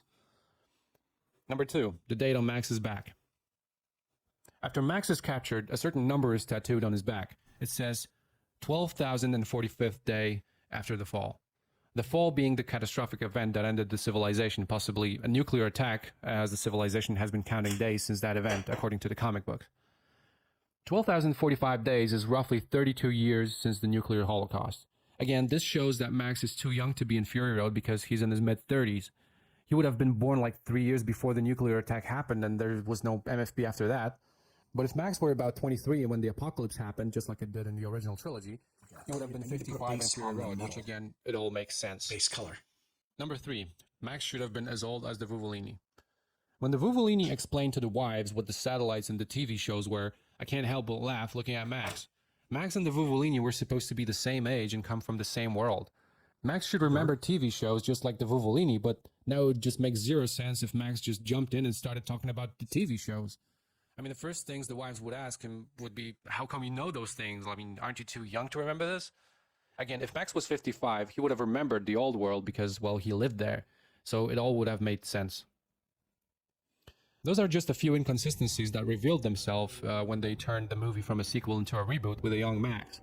But it's not like they completely left the original script unchanged and just switched the main actor. They introduced tiny changes to make Fury Road look like it's not part of the original trilogy. In fact, they wanted to place Fury Road 40 years from now instead of 40 years after 1979. To do that, they've included tiny little details in the movie. For example, Immortan Joe has parts from a Nokia phone on his armor, which is something modern, right? Some cars are fairly modern, like the Hummer. Stuff you would never realize. The Nissan Skyline R32 is covered in computer motherboards. One of the badges inside the Giga Horse comes from a Tesla. Oh, and by the way, there's also the main Force Patrol badge on the dashboard. Those are just the tiny little things that were added to divorce Fury Road from the original trilogy and to make it like it takes place 40 years from now. Eventually, Fury Road had to be somehow tied in with the original movies. This task was assigned to Mad Max storyboard and comic book artist, script co-creator Mark Sexton. His duty was to specifically tie in the rebooted Fury Road to the original movies, and he did it in a series of Mad Max comic books that came out along with the movie. In those comic books, Mark Sexton had created an alternative version of the timeline. According to him, Mad Max movies begin after 2010s. The nuclear holocaust in that comic book timeline happens before Mad Max 2. Mad Max Fury Road takes place after Beyond Thunderdome. And all of the Mad Max movies star Tom Hardy. So now that you know the history of Fury Road and what it really is, where does that movie fit in the timeline? Well, it's after the original trilogy, no matter how you cut it. How long after the original movies? It could be 5 years, it could be a year, or maybe it's 10 years. We don't really know. Nor do I think it really matters, to be honest. All we know is that Fury Road was originally a follow-up to Beyond Thunderdome, and the final installment of the Mad Max franchise. It was built like that from the ground up. It's just that somewhere down the road, it was rebranded into a reboot with a new actor. It's a very curious case, this movie. You can perceive it both as a start of a new trilogy and as a sequel to the old trilogy if you squint hard enough and pretend you're looking at Mel Gibson instead of Tom Hardy. Today, I'll be talking about the dog.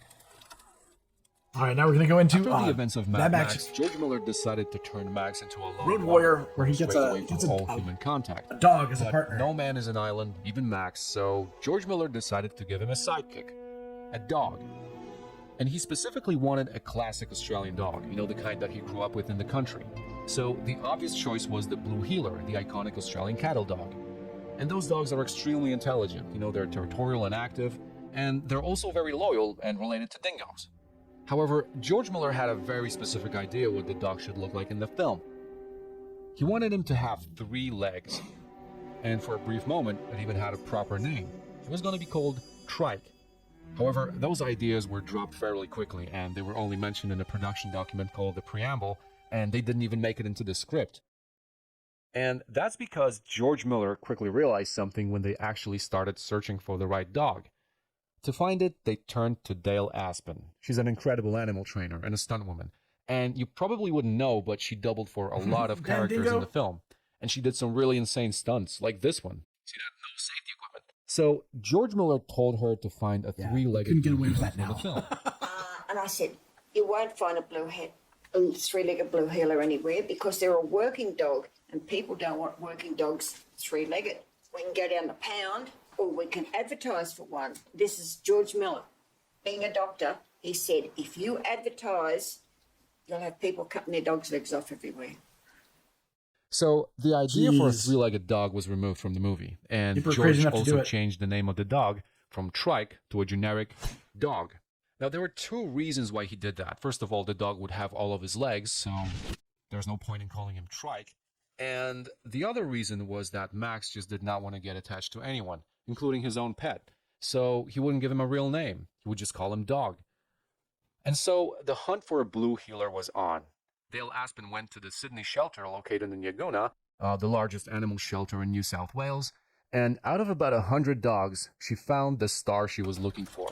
A 2-year-old Australian cattle dog with a possible touch of Kelpie. His name was Dog, just like in the film. Now, what he was putting the pound for, he was a tyre chaser. He loved chasing tyres. Oh, he's perfect for In that fact, he was then. supposed to be put down the next day. And you might be thinking, that's a pretty rough punishment for a dog that just likes to chase after cars, but not really. I mean, tire chasing dogs can become a big problem really fast, especially territorial dogs like the blue heelers. And that's because they see cars as big, loud animals. So their hunting instinct kicks in and they start attacking the tires thinking that they're biting at the heels. And that's how they get themselves killed, and they even cause car accidents. And Doug had a really bad case of tire chasing. And it wasn't just the cars, He loved chasing after anything and everything that moved. And that's what got him in the pound. But in a strange twist of fate, the same behavior that almost got him put down actually saved his life. When Dale Aspen arrived at the pound, she saw a dog and she threw him a pebble. And the dog was instantly laser focused on it, and he fetched the pebble, knocked it towards her feet, and invited her to a game. And at that point, Dale knew that dog could be trained, and he didn't even know it, but his life was saved. But he wasn't let off the hook just yet. The RSPCA has a rule that every dog leaving their premises has to be desexed. And George Miller objected to that because in his vision of a post-apocalyptic world, no one would bother to neuter dogs, so they'd be running around with, all their parts. So they found a solution. They gave Dog a vasectomy. And Dale Aspen reckons that he must have been the only dog with that distinction in the whole country at that time. After the snip came the training. It's unclear how long it took for Dale Aspen to actually train Dog. Some news clippings say that it took about 5 weeks, but Dale says that it took about 3 months. What matters is at the end of the training, the dog was changed. He was obedient, he learned quickly, and he was perfect for the film. Except for one thing. He hated cars. He still thought of them as his arch nemesis from his tire chasing days, and he never got that out of his system. So he didn't want to be near them. He did not want to sit in them.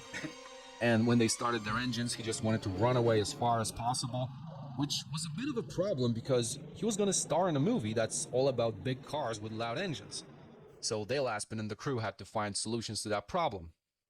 Thankfully, the dog loved chasing after things and would lock eyes with your hand if you made him think that you're going to throw something. And that could be used to make him move or make it seem like he's looking at things. So, for example, in this shot, they made him jump because they threw a stick and the dog just went after it. When you see him staring at something in the film, the dog is actually watching someone holding a pebble or food off screen. So, for example, in this shot, the dog was supposed to look back at the gyro captain. But really, he's just looking at Dale Aspen, who's sitting over there, probably holding something, and you can even see her foot right in the frame. And you can really see how fixated he was on his food in the scene where he's eating out of a can. When the gyro captain is trying to take the food from him, the dog attacks for real. And it wasn't Bruce Spence who reached out for the can. That was grabbing my Dale's hand, the grips, trying to take the food from the dog. But what's most impressive is that Dale Aspen trained the dog to follow things with his eyes only, without turning his head. And you can see that perfectly in the scene where the dog is holding the gyro captain at gunpoint. She taught him to turn his eyes to where the rabbit's supposed to be, but keep his face still. That's where that scene was so magic. But there were also times where the training just wasn't enough and the dog needed some extra help just to get through a scene. So, for example, in this shot, the dog is visibly distraught because he's sitting in the car, a place that he hates. So Max Aspen, Dale's husband, was actually holding him just out of the frame, just in case he would jump out. No, when you see him going like this, I'm actually under the seat holding on to him because he wants to get the hell out of there. Whereas in the scenes with Bruce Spence, the dog was supposed to be attacking the gyro captain, but they just couldn't force him to be aggressive. The dog was too timid. So really instead, Bruce Spence taught the dog to play with his scarf. And it kind of worked because it made it look like the dog is The whole reason why his wardrobe had a scarf then. then. The dog just wanted to play. And you can really see that when the gyro captain finds a snake.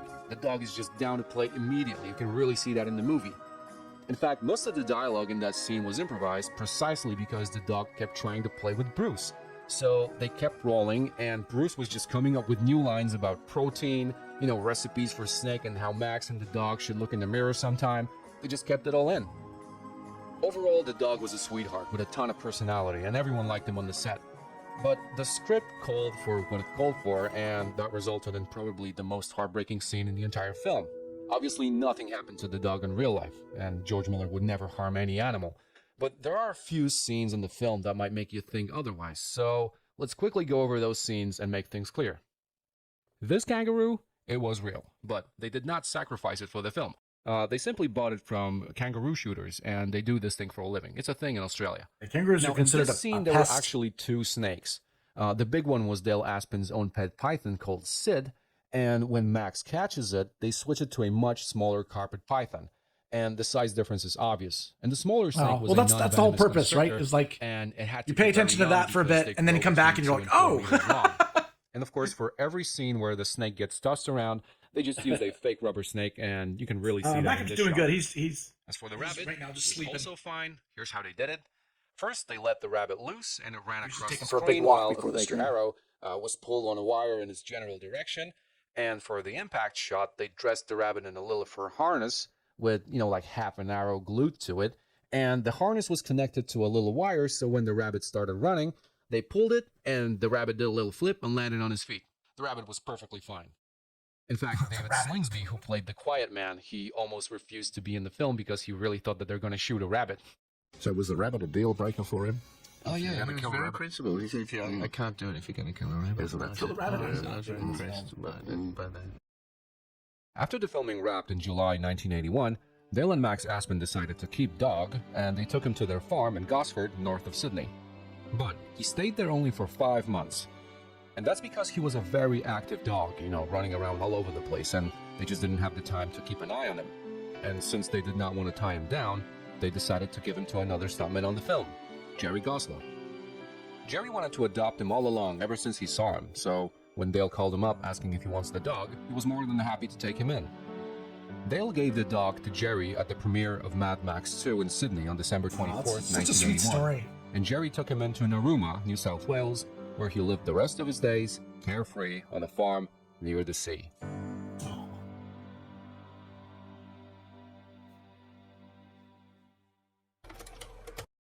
such is the story of Dog, the dog from Mad Max 2. And even though his fate in the movie was grim, his real-life story is uplifting, and I really hope you enjoyed it. And if you did, consider subscribing for more. Leave some comments and all that good stuff. It's from the Mad Max Bible Guys, this channel on YouTube. I gotta give a huge shout-out to Adrian Bennett and Melvin Zed for helping me out with this video. Now, Adrian really needs no introduction. He is the owner of the Mad Max 2 Museum in Silverton, and Melvin is a walking encyclopedia of Mad Max. In fact, he released a book sounds like a good life, called huh? Ultra-Violence in the Cinema Part 1, which is the best book about the first Mad Max that I've ever read. It's in French, though. Gotta know how to read French. In this video, we'll take a look at how Mad Max Fury Road cars performed in real life. All right, now we're going to get into the deep and dirty of the cars, guys. How they run in real life.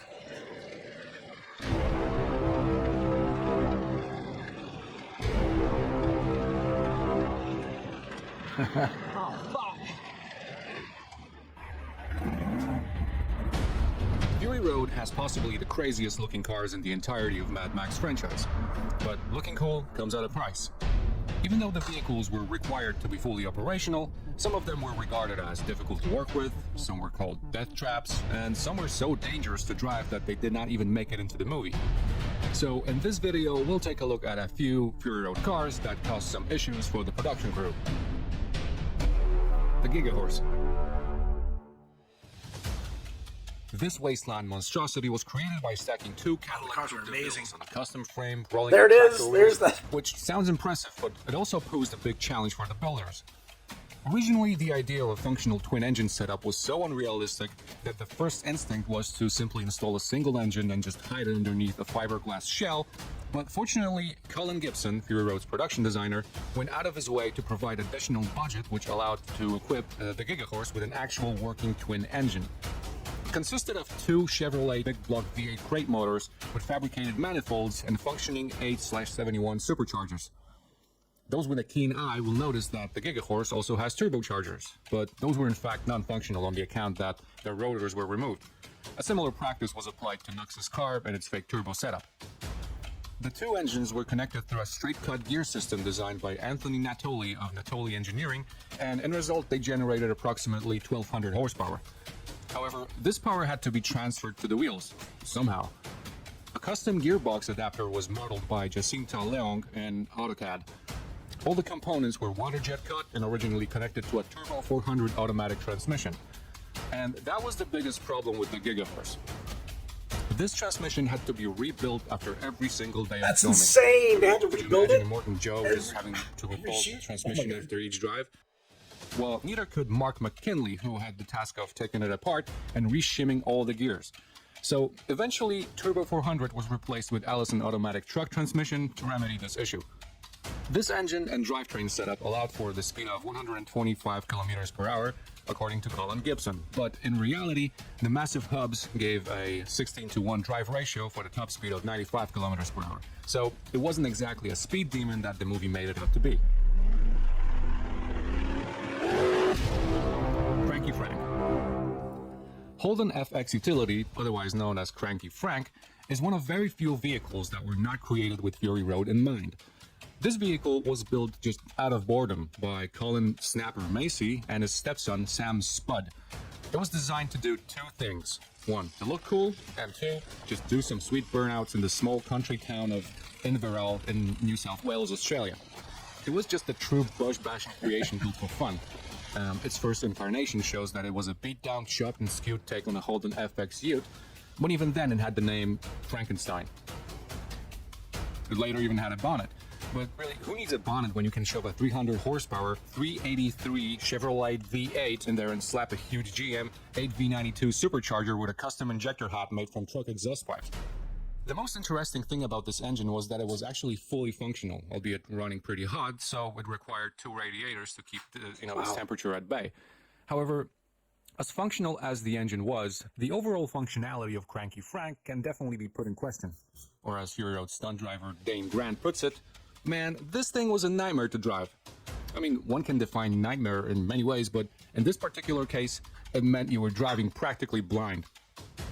The visibility from the cab of this rat rod was so low, it's almost as if somebody went out of their way to make the driver just stick out their head outside the window just to even know where they're going. And all of this due to three factors. One, the roof was chopped, lowered, and a sun visor was installed, leaving only 185mm gap for the driver to look through. Secondly, the obvious culprit, a massive supercharger just right in the middle, blocking the view. And thirdly, it's like almost an insult to injury, the car had a center seat for the driver. So you can imagine it's pretty difficult to see where you're going if you sit right in the middle of this car, looking at the back of a gigantic supercharger instead of the road, and the only way of knowing where you're going is to look through 18cm slits on the sides. Thankfully, this vehicle was at least adapted to Namibian terrain with brand new set of off-road tires and lifted suspension, but otherwise, this vehicle was a disaster waiting to happen. Especially if you add a whole bunch of other cars to the mix that generated clouds of dust and obscured the driver's vision even more. Which in short meant that Cranky Frank was just inches away from crashing into things. Or should I say that it still is, because ironically, it's one of the only 15 cars that actually survived the filming of Fury Road unscathed. I don't know, maybe it should be recalled to Lucky Frank instead. The Peacemaker. Bullet Farmer's flagship vehicle, a post-apocalyptic hybrid of a tank and Australian muscle heritage in the form of a Valiant Charger shell. Combined with military decorations such as bullet casings and parts from a Cessna plane, this vehicle has more roots in the military than you could even imagine. It is based on a How and How EV-1, Extreme Vehicle 1, quote-unquote Ripsaw light tank built for evaluation by the United States Army. The Ripsaw platform comes in many flavors. It's unmanned, remotely controlled, or fully autonomous, as well as luxury models with a fully enclosed body and passenger seats inside the cab. How and How were tasked with creating a special order Ripsaw for Fury Road. The first requirement being they had to do it on the cheap, because Colin Gibson had no intention of paying more than $240,000 for this vehicle. He actually wanted to pay half of that. How and How agreed to build it, however, under the condition that the vehicle would be delivered without clutch packs and would be equipped with brake steering instead. But maybe they were too preoccupied being in front of the cameras, or maybe it was the low price of the vehicle that caused it to be, well, half-baked, to put it mildly. The issues started with the engine. Colin Gibson required this vehicle to have a supercharged V8 instead of a standard diesel engine that it came with. How and how delivered on that, except when Repsol landed in Australia, the water-cooled V8 Maryland immediately overheated and the brakes just caught on fire. The brakes were fixed by Mark McKinley, Fury Road's chief mechanic. Then, during testing in Broken Hill, the engine swallowed a bunch of sand and cylinders had to be re-honed. After that, one of the truck guide wheels fell off and bent the differential. After replacing the wheel, straightening the differential, and removing the track assemblies, the team discovered that they were half welded only on the exposed sections. So that's not good. Once the vehicle made it to Namibia for filming, the motor had to be replaced once more, this time with a smaller 502 Chevy engine. A wide array of new equipment was installed just to keep this vehicle going. A new electric water pump, Ford Falcon single-core radiators, EWS water pump fan controller, a secondary battery with Anderson plug. Regardless, this vehicle's tracks would only last a month before they broke. The cost of tracks was estimated at $18,000 US. So a special diesel bath was made to try and keep the salt out of the tracks to preserve them. In short, this vehicle was a mess, and one of the most dangerous vehicles on the set of Fury Road. It was openly hated by most of the crew that had to constantly fix and refine its original design. Bullet Farmer's Repsol finally met its demise in Namibia. It was crushed and ground into fist-sized chunks, to pretty much the joy of everyone that had to put up with it. Giggle Horse. The Giggle Horse! We now move away from vehicles that cause problems, but we're actually seen in the movie, and venture into the realm of vehicles too dangerous to even appear on screen. Giggle Horse was a small buggy cobbled together from a spare Knox car shell. This Chevy 1934 5-window body was sitting on top of a very small custom-made buggy chassis with a motorbike engine installed backwards, which gave it another name, Lysdexia. You know, as in dyslexia, right? This car was rolling on very small wheels, but it doesn't mean that it couldn't keep up with the rest of the Armada. It definitely had enough power and maneuverability to do that, but if the Giggle Horse was like a, well-trained pit bull, the Giggle Horse was more like a clumsy golden retriever puppy just hopped up on energy drinks. The issue with this speedy little thing was that it was just too easy to roll over. And, it being the Giggle Horse's companion car, it could have easily ended up under its wheels, given the right circumstances. And that was enough of a reason not to put it on screen. Well, almost. It ended up on the car carrier and was driven around for the most part of the movie. Interestingly, this spare Chevy 5-window shell survived filming and actually ended up in private hands, most likely to be turned into an actual real hot rod. The Edge product, Ballistic. Also known as the Moon Buggy, this was a loaned vehicle based on the buggy designed for Class 1 off-road racing in Western Australia. Using a Subaru WRX engine, custom space frame chassis, and 19-inch twin-tire wheels, this buggy proved itself to be nothing but trouble for everybody involved. For the movie, it was dressed in a Holden HT Kingswood sedan body, as an obvious throwback to Australian car culture. And right off the bat, it was clear that this buggy has not been used in a while. But that was the least of its problems. The key issue with it was that it had absolutely terrible steering geometry. Custom twin wheels were not helping either. According to one of the mechanics that would like to remain anonymous, those were two homemade wheel frames on each side with motorbike tires that had seen better days. The crew had, quote-unquote, great fun trying to straighten them out too. The rear wheels were replaced with standard off-road type, but it didn't help the Moon Buggy much at all. Hitting the brakes would end up going tail first. Another glaring issue with this buggy was that it was in fact very difficult to get into, which logically means that it was also very difficult to exit. And it's not something you want to hear as a stunt driver. And to top that off, dressing it up in a Holden HT Kingswood sedan body made it just a little bit more difficult to get in and out of. Nothing could convince Fury Road's drivers to use this vehicle on set. So while this vehicle might look like something that would definitely fit the world of Fury Road, the real world proved that it was just a death trap and potentially a very costly lawsuit waiting to happen. For this, the car never even made it to Namibia. The Holden Kingswood shell was taken off and the car was sent back to its original owner. So there you go, a little bit more insight into the cars of Fury Road. Of course, I only covered a few of them because there's like 150 of them and there's just no time to do them all in one video. It's kind of cool, but though. I'll get to them later with time in future videos. Today, I'll be talking about Again, this the is history of Fury Road's Oh, now we're going to talk about the Interceptor, Mad Max's car. 1 minute and 24 seconds. That's how long we got to see Max's Interceptor in Fury Road before it got blown up. But the history of this car is way longer. goes at least 20 years back, and I'll tell you all about it. So, let's start by answering the most important question. What is this car even doing in Fury Road? I mean, it blew up in Mad Max 2, right? Well, Max's original pursuit special got destroyed in the second film, and right after it blew up, Max started building himself a new one. Why? Well, Max is hopelessly stuck in the past, and the car is just part of his identity. He's in a cave of it! He loves it. And George Miller had the idea for Max to be building himself a new car for a very long time. It goes all the way back to the 80s, when he wanted to make a whole TV show about it. In 1987, 2 years after the release of Beyond Thunderdome, George Miller was working on a Mad Max TV series starring John Blake as Max.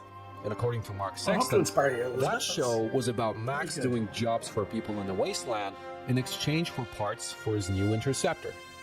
Back in the 80s after Thunderdome, George was actually considering doing a television series about Max, where he was actually literally going out each week in an episode, doing jobs for people in order to actually get bits of the Interceptor back, to be able to rebuild the vehicle.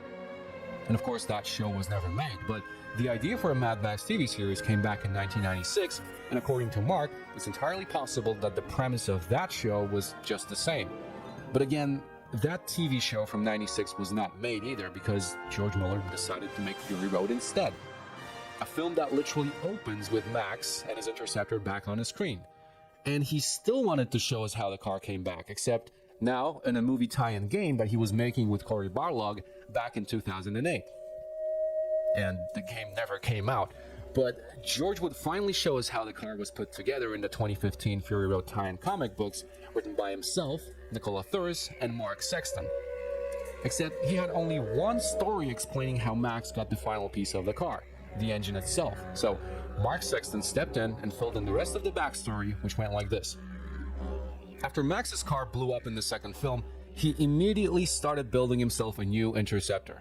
He scavenged for parts, or earned them by hiring himself as a bodyguard, a miner, or an assassin, and that's all we really get from the comics. And I know you'd like to know how Max found himself an XB Falcon shell, so I asked Mark, and he said that Max probably found it in a half-buried salvage yard, so I guess that's canon now too.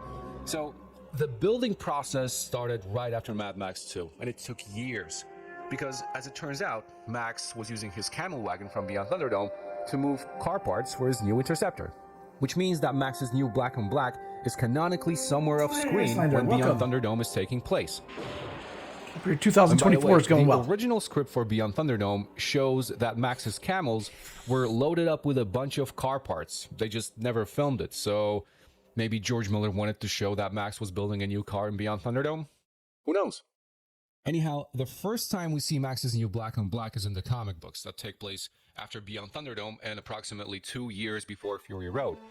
And Max was building his car for over 15 years at that point. But the car is missing the engine, so Max goes to Gastown, he wins the engine in a Thunderdome fight, and then the Buzzards steal both the engine and his car, and they put it together, and Max steals it back from them. So technically, the new Interceptor was finished by the Buzzards. And, he's capable enough of putting the stuff together himself or with help. But yeah, the engine might be beyond his ken. I don't think we ever really... It's a good way to explain how it got put together. The next time we see Max's car is 2 years later at the beginning of Fury Road. And the car looks rough. I mean, it's all rusty, the rear tire is busted, it's littered with what appears to be a bunch of junk, and the engine barely runs and spits black smoke. It's only a shadow of the original Black on Black. So, what happened? Well, in short, whatever happened to Max in those 2 years turned him into a feral animal. He stopped taking care of himself and his vehicle by extension. We might learn what happened to him from a prequel called The Wasteland, which shows a year of Max's life leading up to Fury Road. And that story is apparently very bleak, and it might explain why he decided to run away from all people. But no matter how far he runs, the voices in his head always catch up. Here they come again. So, at the beginning of Fury Road, Max is planning something sinister. According to script co-creator Nicola Thuris, Max, at the beginning of Fury Road, is planning to go across the Plains of Silence. Or in plain English, he's going to drive out into the dried out ocean, away from all people and hopefully the voices in his head. He wants to end his suffering, and he really is that desperate. And It's exactly why he turns the Vuvolini around later in the film. They're just about to drive out there into this nothingness, but he won't let them because he knows what's out there. 160 days ride that way. There's nothing but salt. But Max, in his delusion, thinks that he's prepared. He even has a crab trap in the back of the car in case he stumbles upon some water. But in reality, the car is just too clapped out. It's too damaged for the trip, and it's definitely no match for the war boys in their shiny and chrome vehicles. So they run him down in a place called Powder Lakes, as it says on his back tattoo, and just like that, Max's new pursuit special gets destroyed, and his plan gets foiled just 1 minute and 24 seconds into the film. So, let's take a look at all the vehicles they used to bring this car to the screen. The year is 2001, and George Miller is ready to shoot the first version of Fury Road in Namibia. And for that, he's gonna need some Ford Falcons to build the new black on black. I managed to track down 3 people who sold their Ford hardtops for that version of the film, and they were Roy Anderson, Paul Spanna, and Jamie Bayer. Let's start with Roy. He sold his jet black Ford Falcon XB500 hardtop in September 2001 for an undisclosed price straight from Chatswood in New South Wales. Unfortunately, nobody really knows what happened to this car after it was sold for the film. The second one was owned by Paul Spanna.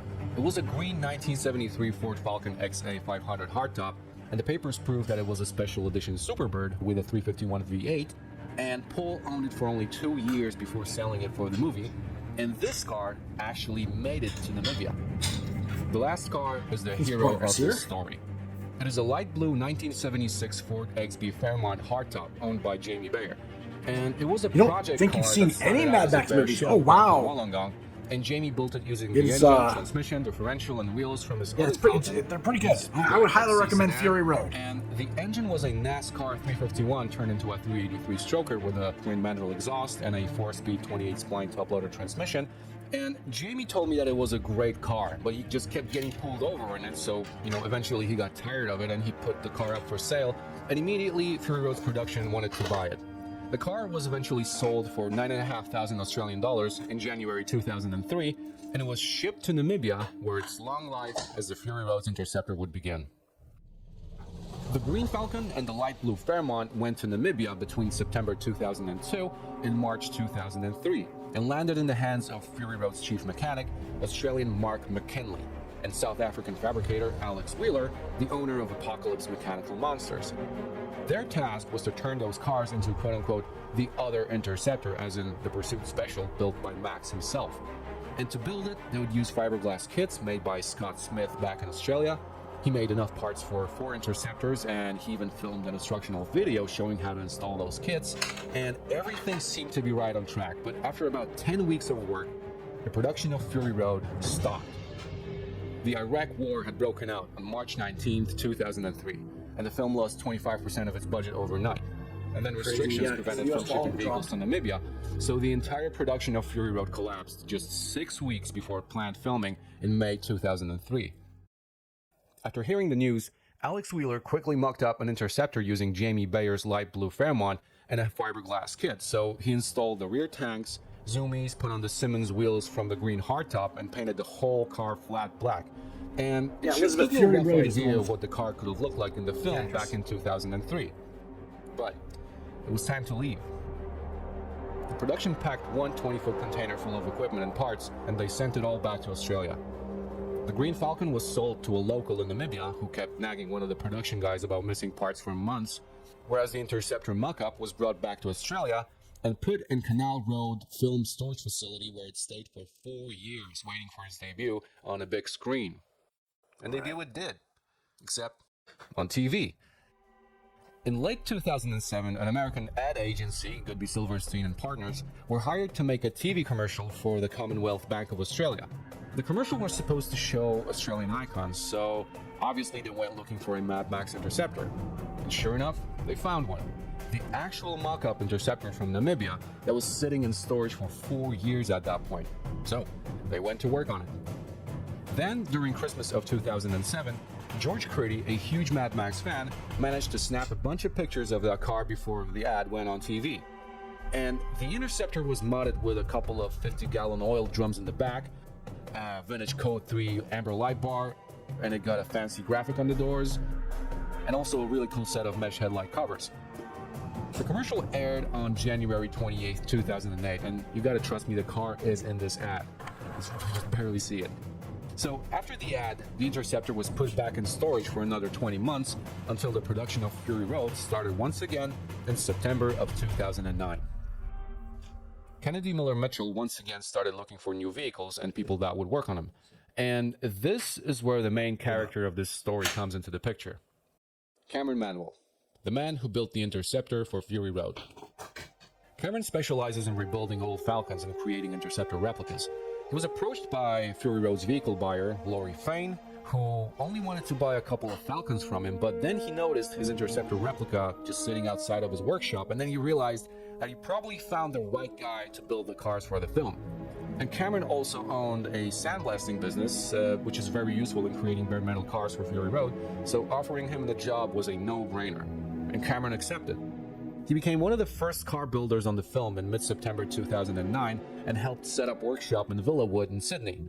There were only a couple of vehicles in the workshop back then, but George Miller was eager to announce the production of Fury Road, so Cameron's first task was to prepare an Interceptor for the TV announcement.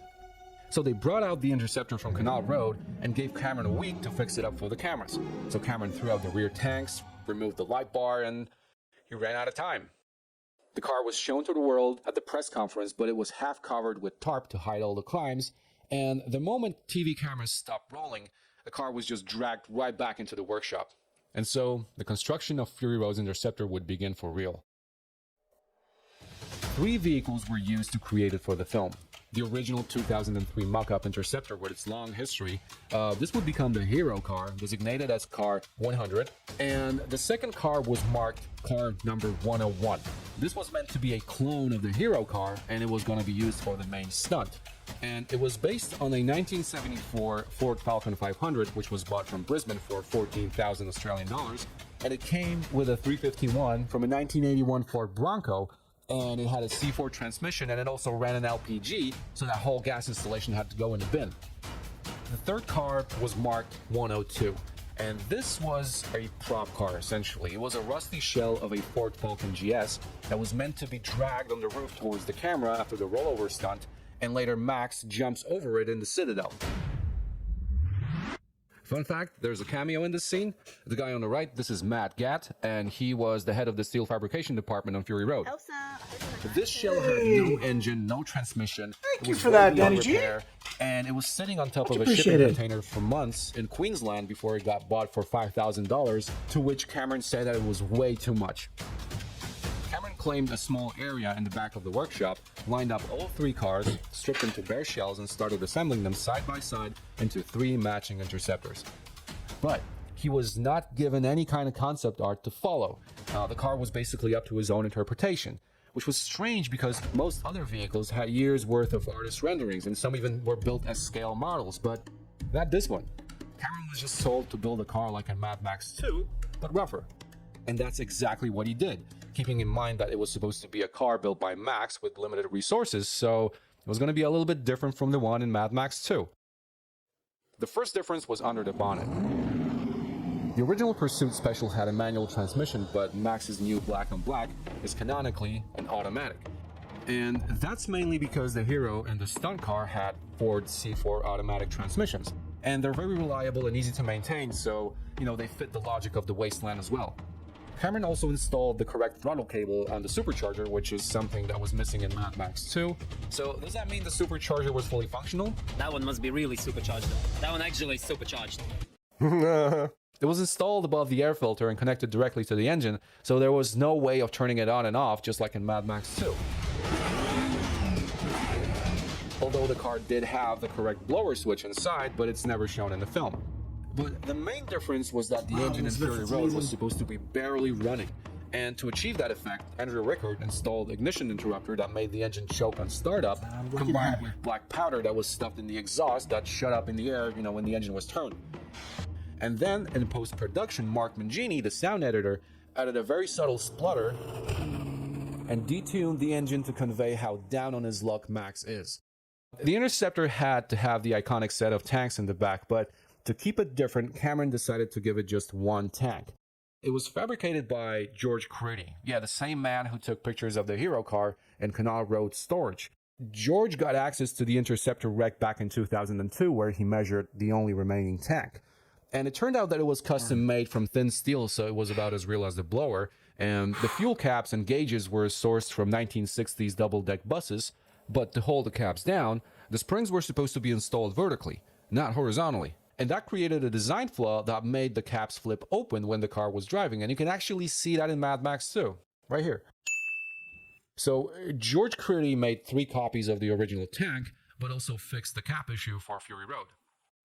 The hero car and the stunt car were equipped with Scott Smith's 2003 fiberglass kits. And one of those kits was then copied and put on the third car, which also got a fake fiberglass C4 transmission and a 9-inch diff. Then Cameron removed all stainless trim from the cars to give him a rugged look, and decided to give the car just one left headlight and a broken headlight cover on the other side.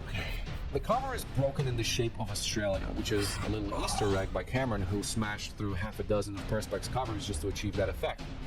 He got 5 sets of functional zoomies, so he threw out the rusty ones that were just spot welded into place and installed the new ones on all the cars. And then at one point, Colin Gibson approached Cameron to make a list of parts that make the Interceptor.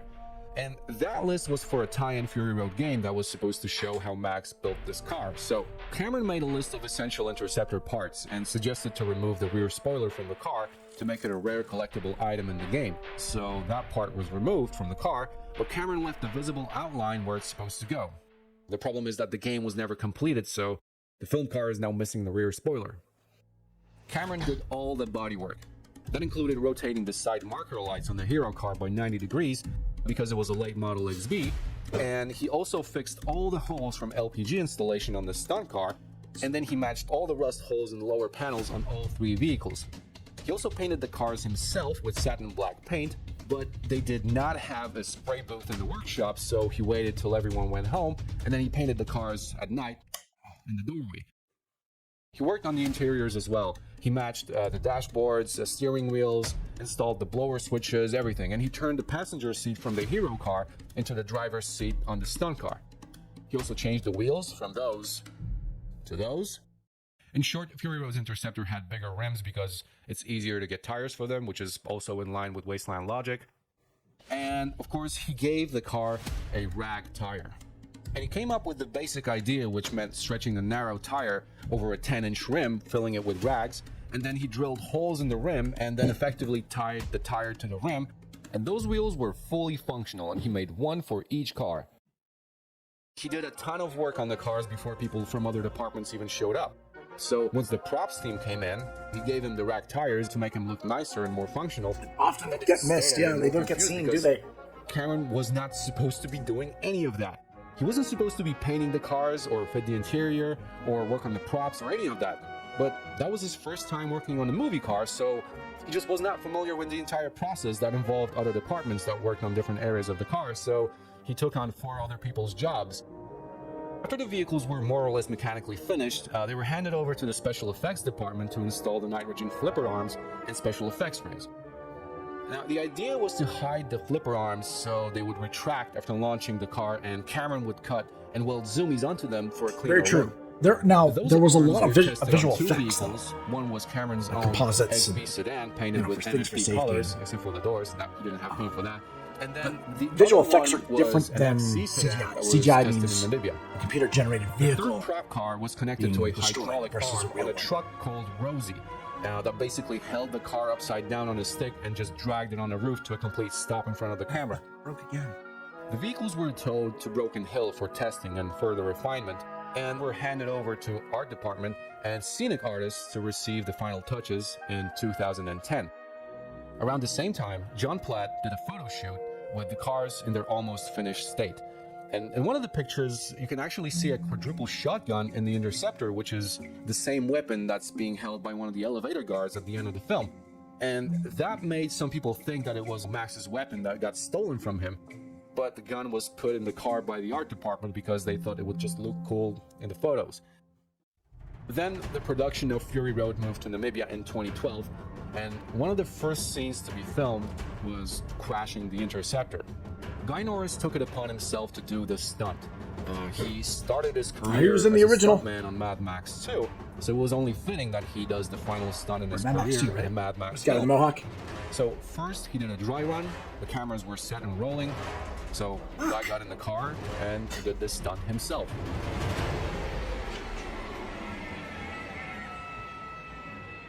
And I'd love to tell you that the hero car of this entire video, you know, the Interceptor from the original version of Fury Road that lived all those years and, you know, survived so many things, that car made it out alive, but unfortunately, that is not the case. You see, the car that Guy Norris rolled was not the purpose-built stunt car. He crashed the hero car, and he used it because it just had a more powerful engine. It had a 383 stroker as opposed to a 351 from a Bronco.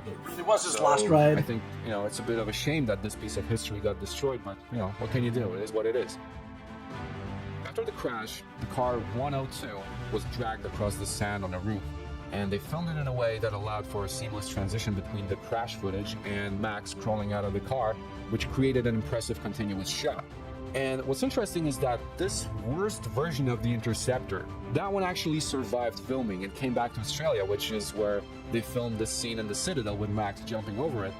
As far as the car 101, the clone stunt car, well, it left Namibia and went on an extensive promotional tour all around the world.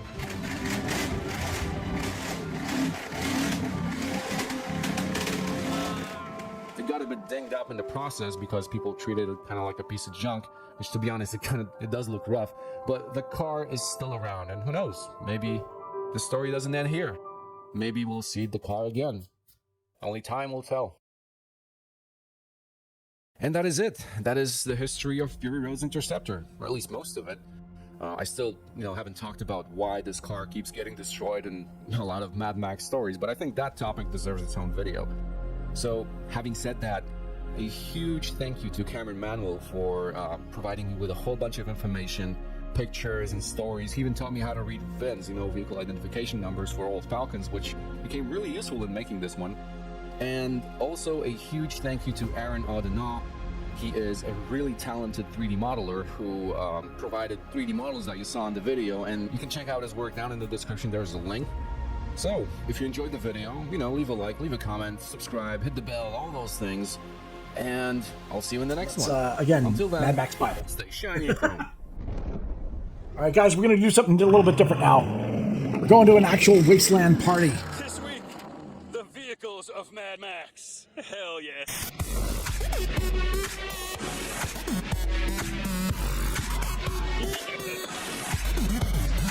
The party starts now!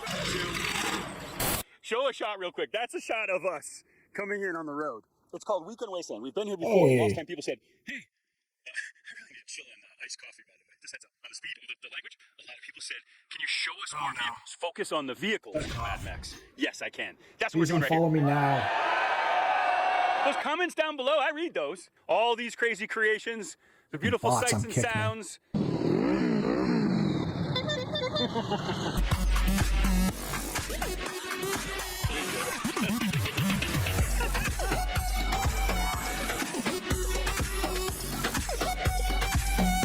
Jared Butler, the mastermind behind Weekend Wasteland. One of them, yeah. Our headline right here, the vehicles of Mad Max. Yeah, it's amazing. Describe them for me. These Wasteland cars come from all over the country. They drive for thousands of miles to be here. Some of them are street legal, some of them are trailered in. We've got lifted cars, we've got blown cars, we've got shitty cars, we've got beautiful mechanical creations, just cars of every kind. People just having fun. There's no rules. Just make it look badass, make it look cool, make it look like it's from a post-apocalyptic movie. That's the name of the game. This If is it not rolls- like going to some cars and coffee where the guy has the car and you can use it all throughout the year. Yeah. You're building this for one event a year. Yeah, it's crazy. It's like a pilgrimage. Fuck you, Art, man. Oh, shit. What am I looking at here? What is this beast? This is an 82 square body. She's slammed, 454, full custom interior, and all the panels obviously custom. And yep, it's got a sunroof.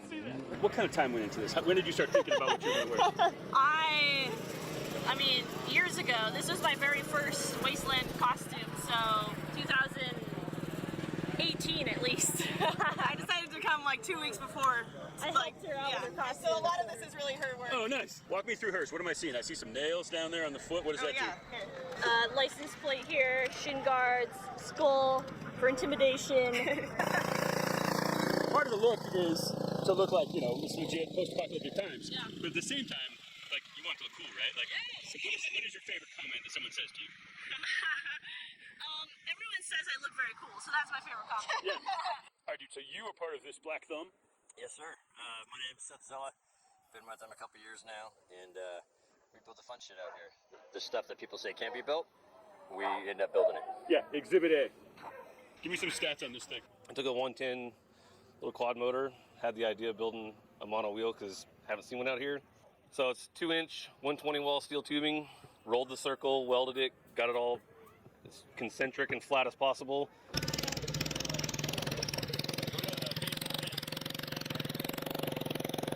What are we looking at? This is 68 Pontiac Vermont. Where did you guys get this thing? The car originally was found in the California high desert. It was sat in a dry riverbed. And it's been sat there since '99, so it's been sat there for 22 years. There's still sand in the body. It continues to fall out. A friend of mine then donated an '88 Suburban, so we pulled the body off of it. It's just a huge, terrible, rusty pile of dog crap. My dream is that someone watching this is one of the people that shot at it, and now they see it out here, right? Still a tree growing out of the background of it, out in the back seat. Oh, you left the tree? That's I left the tree, yeah, it's still fucking losing sand. All right, dude, what are we looking at? This is a 52 Buick Super. A Buick 8, and it's the Super version. So we've nicknamed it the Super Hate. I built it, and this is Kai. He's the owner of the car. What I like about this one, it's one of my favorites here, is because it's not from any of the movies specifically, but it looks like it could be. Could be. Like 100% they would put this in a brand new movie. Yeah. What powers this thing? So this is a stock V6 4.3 Vortex. You want to hear it run? I would love that. Dude, real quick, just some of the comments that people say when they see this thing. Most people are usually just like, fuck you, that's awesome. Is that a tit? Where did you get the tit? He has a tit. Raise the titty. Raise the titty. He's traveling with a tit. What does that mean? Oh, nice. He's got 2 tits. Can I show a tit out here? I think I can show a tit when it's just a latex tit, right? Dude, my first question is, what does it feel like to just be the shit? Like, some people want to actually be the shit, and you are the shit. We are gods among the Wastelanders here. Thank you to Del Bob and all the 307 crew for building us. This is Maximus Red Knuckles, straight out of Wyoming. It is a badass motherfucker built from love. What are these parts from? What is So, we got a square body Chevy with a Ford Falcon rear end. Of course. Built all the way across. What was the inspiration to glue these 2 cars together? Because that's fucking great. Fucking wasteland as fuck. Del Bob lives it every fucking day, and we came down to experience and share for him.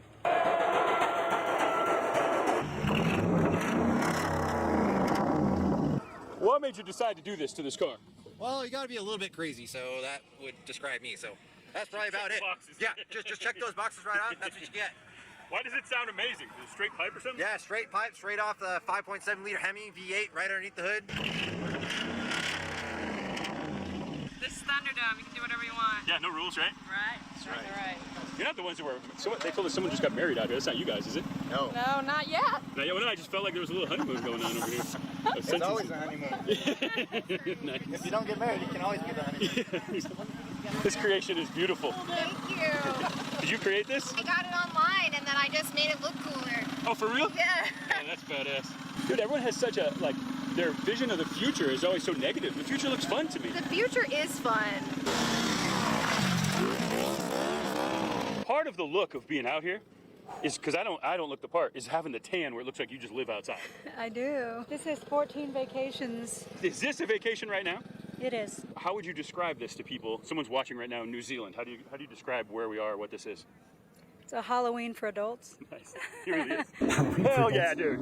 I'm told that this, and then also saying fuck you, means hello, how are you, I love you. Okay, that's why everybody was saying fuck you to everyone. It means hello.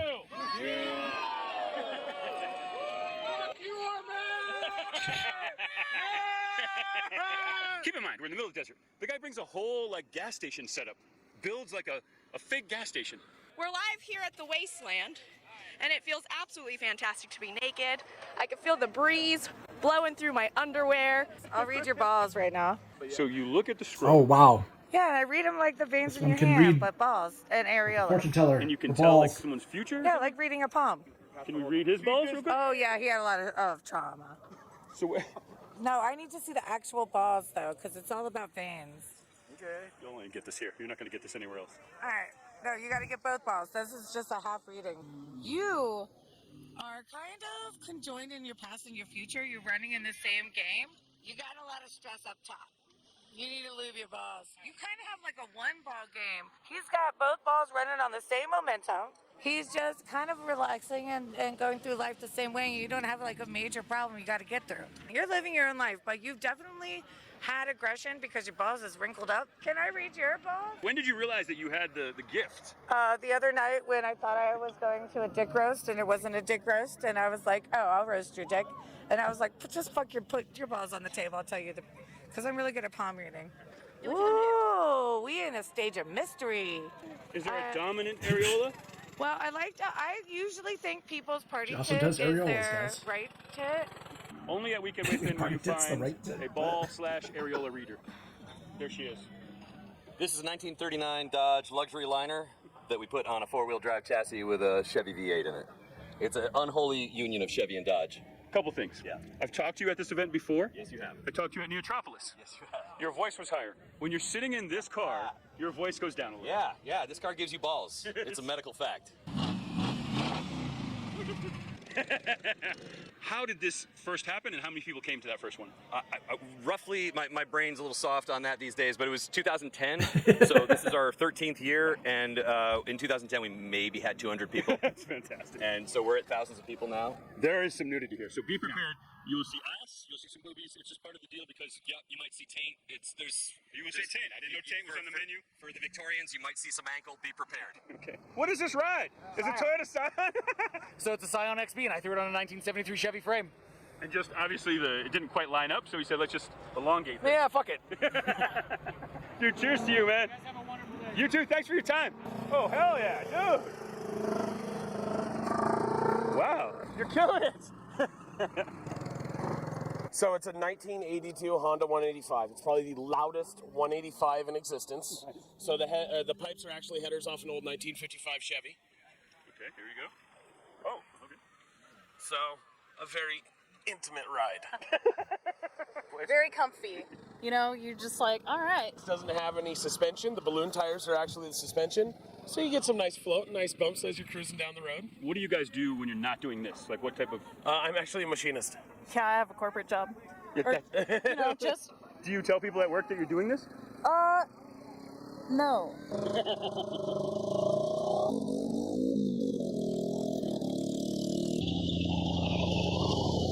If someone's watching this and they want to take part in this, they don't have to join any sort of club or anything. You just build something. Come out. You don't have to build anything. Just come out. Tather up some clothes. Come out.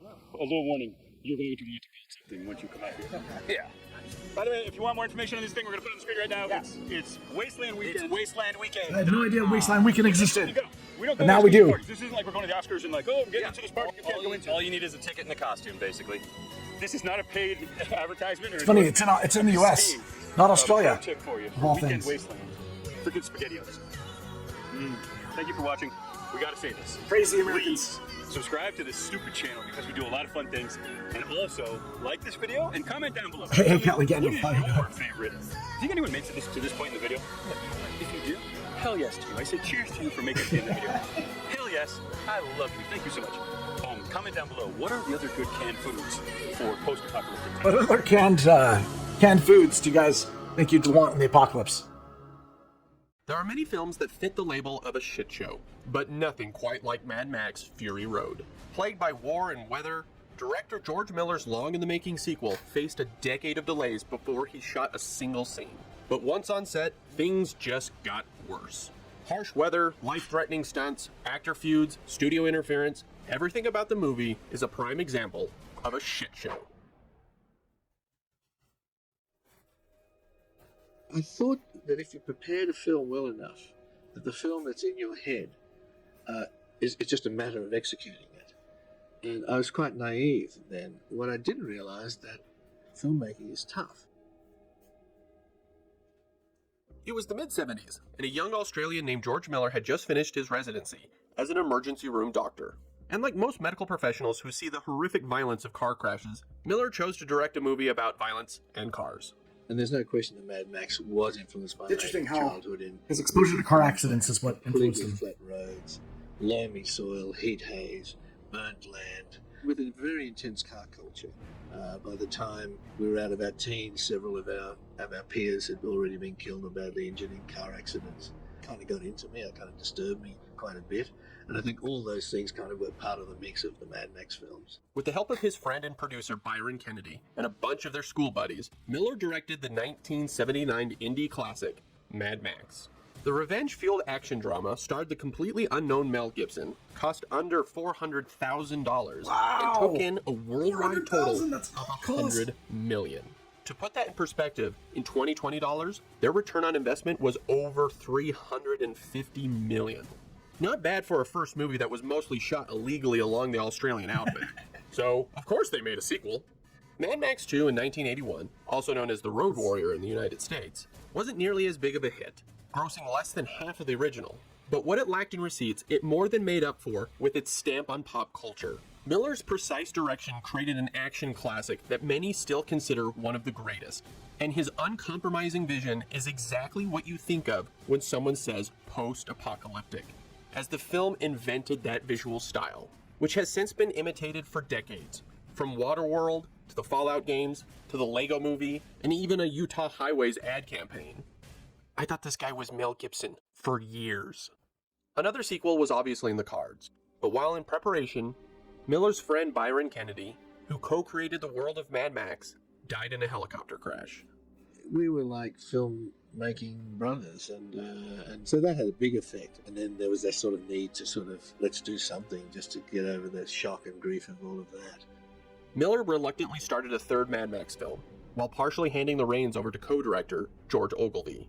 1985's Mad Max Beyond Thunderdome happily shows the backing of a big Hollywood budget. The film has its own charm and moments, but is widely regarded as the weaker sequel. George Miller decided to move on from the character. Hey, Callie. For the next decade, Miller inched his way into Hollywood, but mostly withdrew from directing.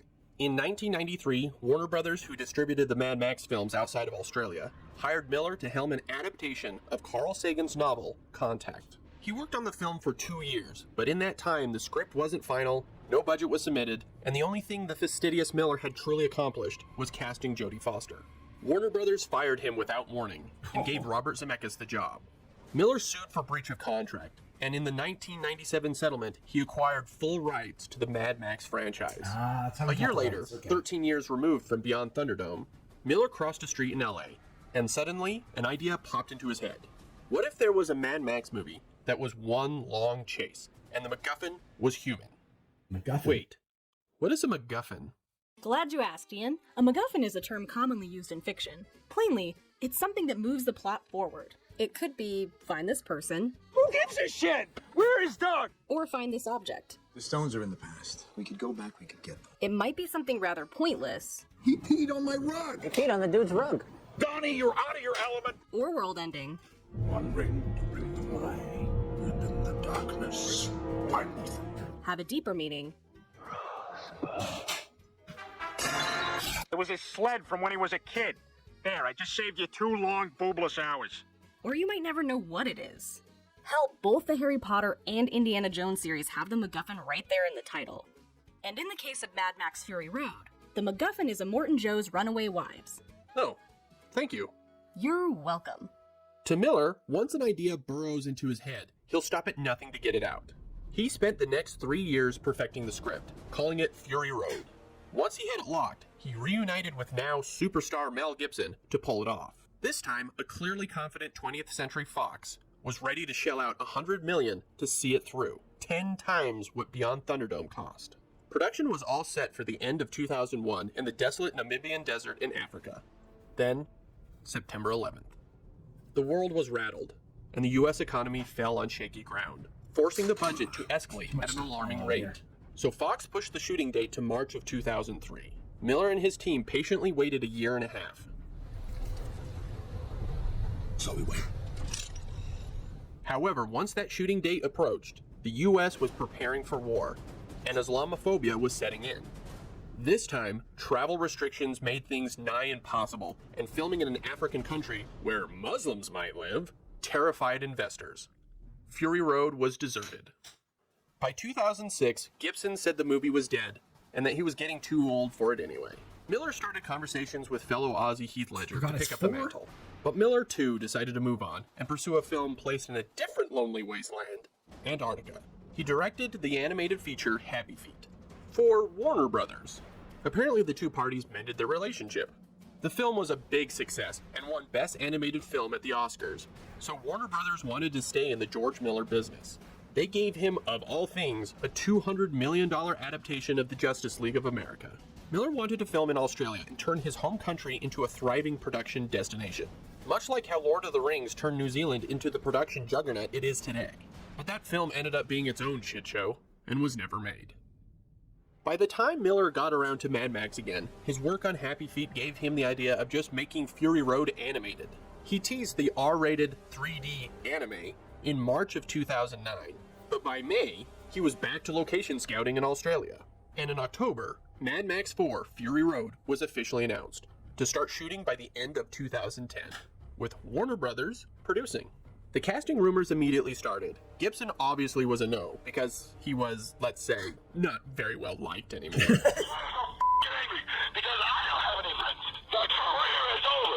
Jeremy Renner fought hard for the role of Max, but Miller went with Tom Hardy after seeing him back-to-back in Bronson and the TV movie Stewart, A Life Backwards. He saw an actor with range. It was that thing that went the moment, Tom, you walked through the door. I felt that same, whatever that feeling is, that I felt when Mel Gibson first walked in the door 30-odd years ago. Alongside Hardy, Charlize Theron was cast in a role sizable enough that Miller toyed with shooting 2 films back-to-back, the other being Mad Max Furiosa, titled after Theron's character. Either way, Fury Road was picking up speed. In late 2010, it was actually happening. Crews arrived in Broken Hill, Australia, the same desert location they filmed The Road Warrior. Miller was once again hoping to kickstart Australia's film business. They shipped dozens of vehicles built years ago to the site, constructed a few dozen more, and plowed roads for shooting, just in time for a heavy rainstorm. But that storm was massive, and dropped rain on Broken Hill that had not been seen in over a century. When the cast arrived, 2 weeks before production, instead of apocalyptic barren sand dunes, the landscape had bloomed into a wonderland of wildflowers. Dumbfounded and without options, the producers pulled the plug, putting everything into storage, and Theron shaved her head for no reason. Warner Brothers still believed in the project and suggested Miller wait for the desert to dry up and restart then. It didn't. Miller waited a year and a half, yet the flowers remained. Apparently he had enough time to direct a Happy Feet sequel, so it wasn't all a waste, though it was widely panned. He said screw it and decided to head back to Namibia, Africa.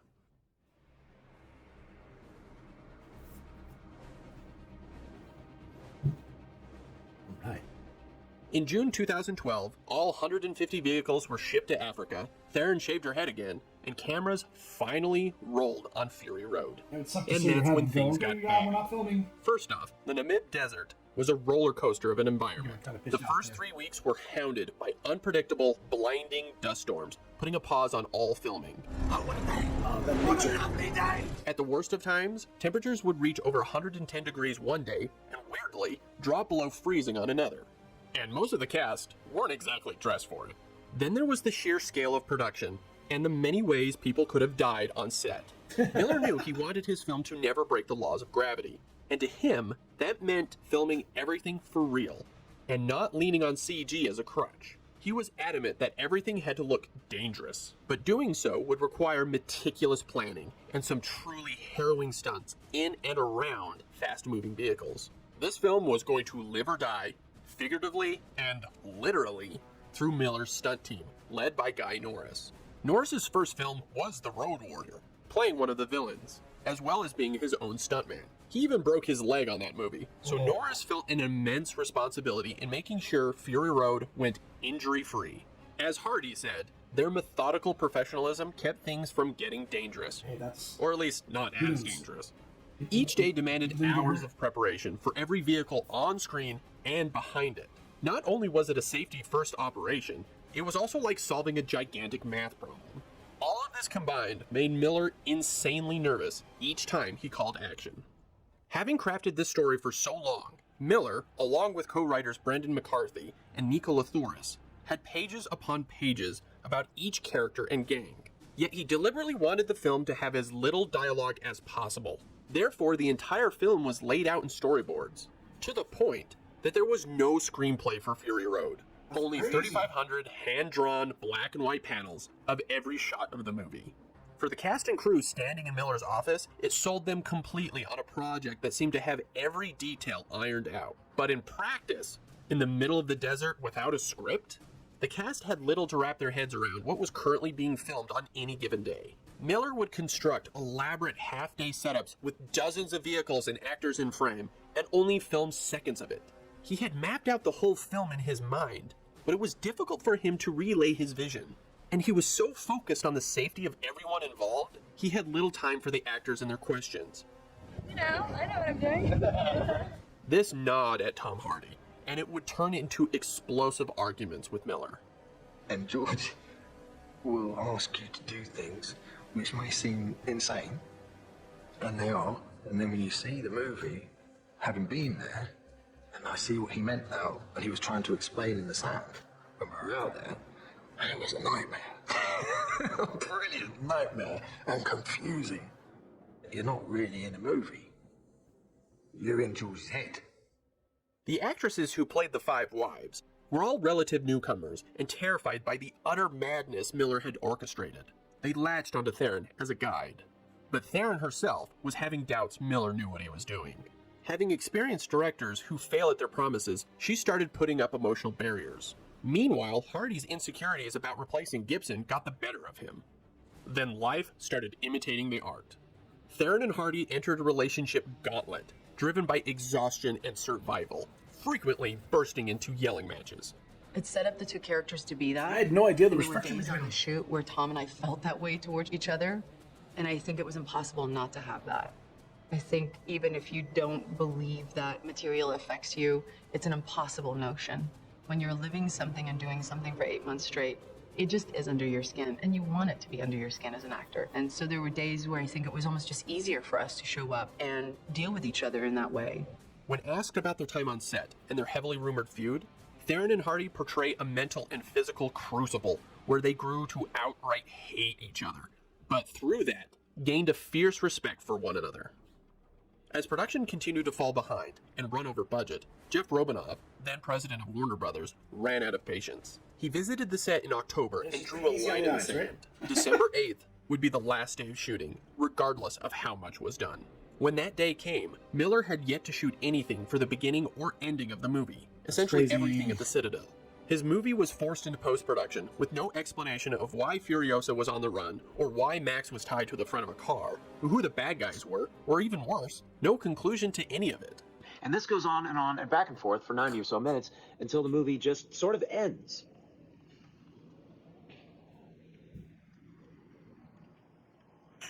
That is brilliant. The cast and crew left Africa, amazingly, without a single injury, but not with a finished film. Miller retreated home. The 6 months of raw anxiety had left him skinny and defeated. He spent the next full year with his wife and editor, Margaret Sixel, cutting the film. She's a without master solution. editor, guys. All the while, Warner Brothers kept a watchful eye, constantly wanting the film to come under 100 minutes, possibly brought down to PG-13 rating, and questioning if that guitar dude really needed to be in it. In June of 2013, Robinov was removed as the president of Warner Brothers, and Kevin Tsuchihara replaced him. Tsuchihara was given the task of figuring out what to do with Mad Max. He met with Miller, who showed him a rough cut of the film, besides the bookends, of course, as well as CG. Tsuchihara saw the potential, and elected to give Miller the chance to complete his vision. Miller was granted 3 weeks of reshoots and an extended budget to finish the visual effects. He waited until his stars were available, pulled his vehicles out of storage, and shipped them once again back to Australia, and Theron shaved her head again. Ship everything back. That November, Hardy and Theron had cooled off and were ready to reconcile, while also making sure all that pain was worth it. and Miller was given a second chance that he wasn't about to waste. He hammered out his beginning and end sequences, including the climactic crash of the war rig, then drove the massive doof wagon into that for good measure. Ah, catharsis. On the last day, Hardy gave Theron a self-portrait with a note. "You're an absolute nightmare, but you're also f***ing awesome. I kind of miss you. Love, Tommy." As much as people like to say Fury Road was all filmed practically, including George Miller, and was a return to classic filmmaking, the movie actually uses an impressive amount of visual effects. And that isn't a knock at Fury Road. The difference is how seamless it is. Miller smartly blends the practical with the CGI, Again, where visual everyone effects are walks out of the different than theater CGI. thinking it was all real. Then it all came down to the film's absolute biggest hurdle, the editing room. Miller and Sixel had 450 hours of footage to scour through. Dude. For all the battles they had fought and won, the final edit couldn't be where they lost the war. If the film was too slow, or too overwhelming, or too confusing, none of this would have been worth it. For the next year and a half, Sixel constantly held test screenings, then reworked scenes with the feedback.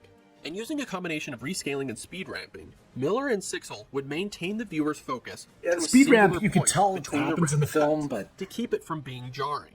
A painstaking process that explains the is extremely necessary for long pacing it. post-production time.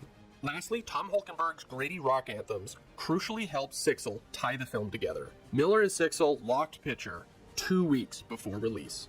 17 years after the one idea jumped into George Miller's head, and 3 years after production started, Mad Max 4 was finished.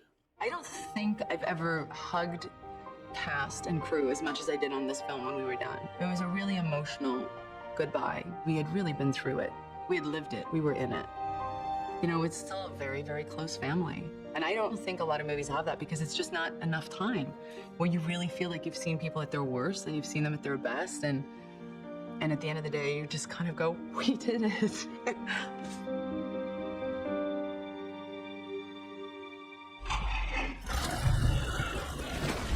In a dark room filled with 6,000 anxious fans, George Miller debuted the Spider-Man first film? trailer of the Which fourth Mad Max film at 2014's San Diego Comic-Con. Jaws hit the floor, the doors blew off. Production was so silent for so long, no one was prepared for it, and they certainly couldn't wait 10 months to see it. 36 years since Miller's journey began, and 30 years beyond Thunderdome, Mad Max Fury Road reached theaters on May 15th, 2015. Yeah, Spider-Man 3 was faced stiff competition from Avengers Age of Ultron, and couldn't beat Pitch Perfect 2 on opening weekend. The film was still a hit. And thanks to the phenomenal reviews, word of mouth gave the film legs. Bone-crushingly intense, richly detailed, flawlessly edited, and masterfully directed. Audiences hadn't seen anything like it. Fury Road instantly became a modern classic, and topped critics' lists not only for 2015, but for the decade. Upon seeing the film, Hardy atoned for his behavior. I have to apologize to you because I got frustrated. And there is no way that George could have explained what I saw, which is a relentless barrage of complexities simplified in a fairly linear story. I mean, I knew he was brilliant, but I didn't quite know how brilliant until I saw that. That's my first reaction was, oh my God, I owe George an apology for being so myopic. Oh, that's a touching thing that they're reconciling. It was nominated for 10 yeah, Spawn is Oscars, pretty terrible including for Best CGI. Director and Best I Picture, remember seeing it in a theater. rarity for action movies. I know won McFarlane's 6. been trying to get another film rolling for a while. One of them He's getting a little frustrated because cities are dragging their ass on it. nail to bring his vision to life. It may have cost him years of misery and dragged others into plans it. to do another Spawn But on the film. other side, he crafted a film for the ages and set the scene for the future of the franchise. As you've probably noticed in all our previous videos, every movie released nowadays seems to have a tremendous amount of visual effects, even those, like Mad Max Fury Road, that claim to have Very limited amount of CGI. actually had 2,000 VFX shots.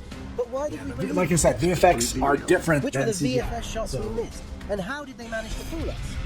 Well, firstly, they used VFX to augment or subtract from things that they had previously captured practically. For example, Furiosa's arm could have been 100% CG, similar to how they did with Razorfist's arm in Shang-Chi and the Ten Rings, or for Bucky Barnes' arm in The Falcon and the Winter Soldier.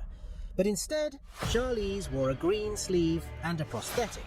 This gave her the benefit of being able to use her hand naturally and interact realistically with the objects around her. Next, even though they did build large sets, rigs and set pieces, it wasn't possible, or indeed economically feasible, to build or populate them completely.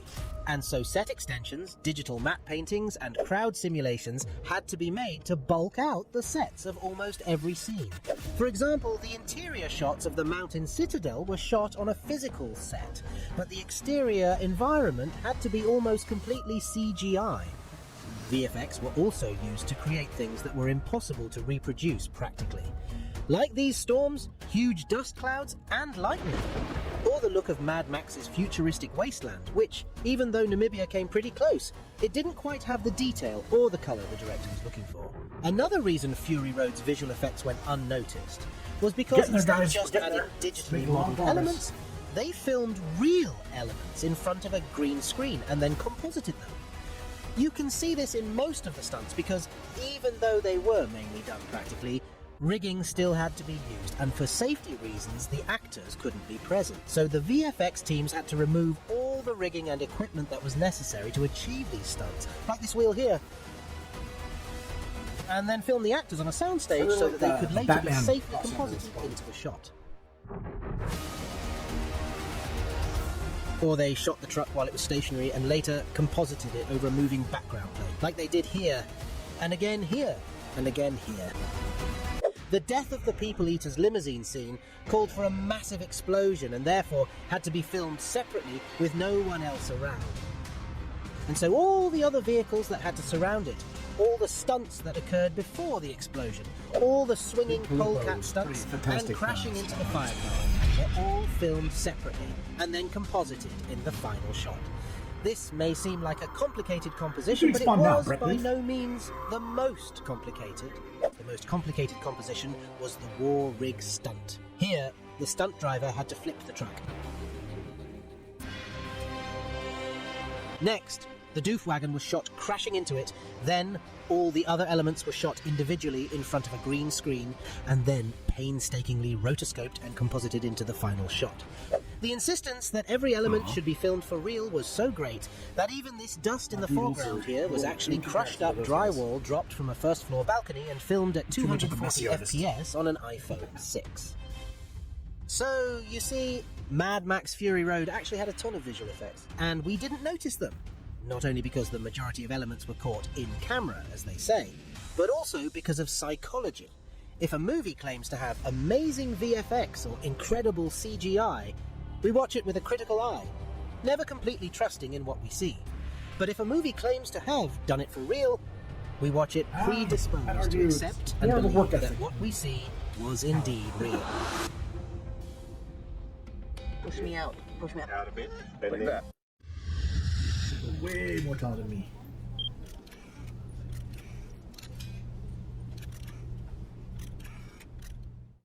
In this video, I will be talking about the history of Mad Max video games. All right, now we're into the video games, guys. Again, Mad Max Let's begin. This is an interesting story.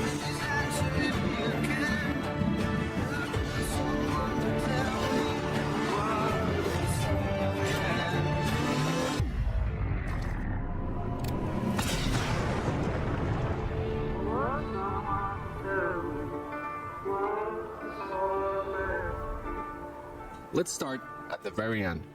The end credits of the 2015 Mad Max video game. There's a certain name missing from those credits. Do you know what it is? Well, let me tell you. That name is George Miller. Yes, the creator of Mad Max himself is not even mentioned once in that video game. Why is that?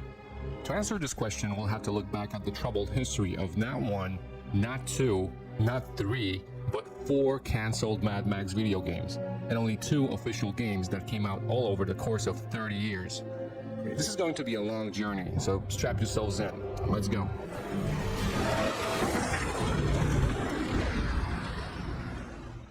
Believe it or not, but the very first Mad Max video game was supposed to be released in 1987, just 2 years after the release of Mad Max Beyond Thunderdome. The Mad Max craze was still going strong, and George Miller was interested in new technologies that would allow him to tell stories in completely new ways. The company Hasbro would give him that opportunity with a prototype console called Project Nemo. This console was quite unusual. It used VHS tapes to store data, which meant that games would have full motion video with 8-bit overlay graphics. Ken Melville, who developed this console, was a big fan of Mad Max. So he decided to create a crude live-action full-motion video to demonstrate how a driving game would look like on this system. He filmed all the footage on his ranch in Agua Dulce using a Toyota Tacoma with a 16mm camera strapped on the back, and then he went on to match the footage to make it work on the Nemo prototype console. He showed this demo to George Miller, and George really loved it. He even said that Mel Gibson would love to be part of that game, so he hooked Melville up with Ed Verraw, Beyond Thunderdome's concept and storyboard artist, to create the very first Mad Max game. Melville would produce the game, George Miller would direct it, and the entire thing would be a Kennedy Miller production for Hasbro. The game was going to be called Mad Max Autorama.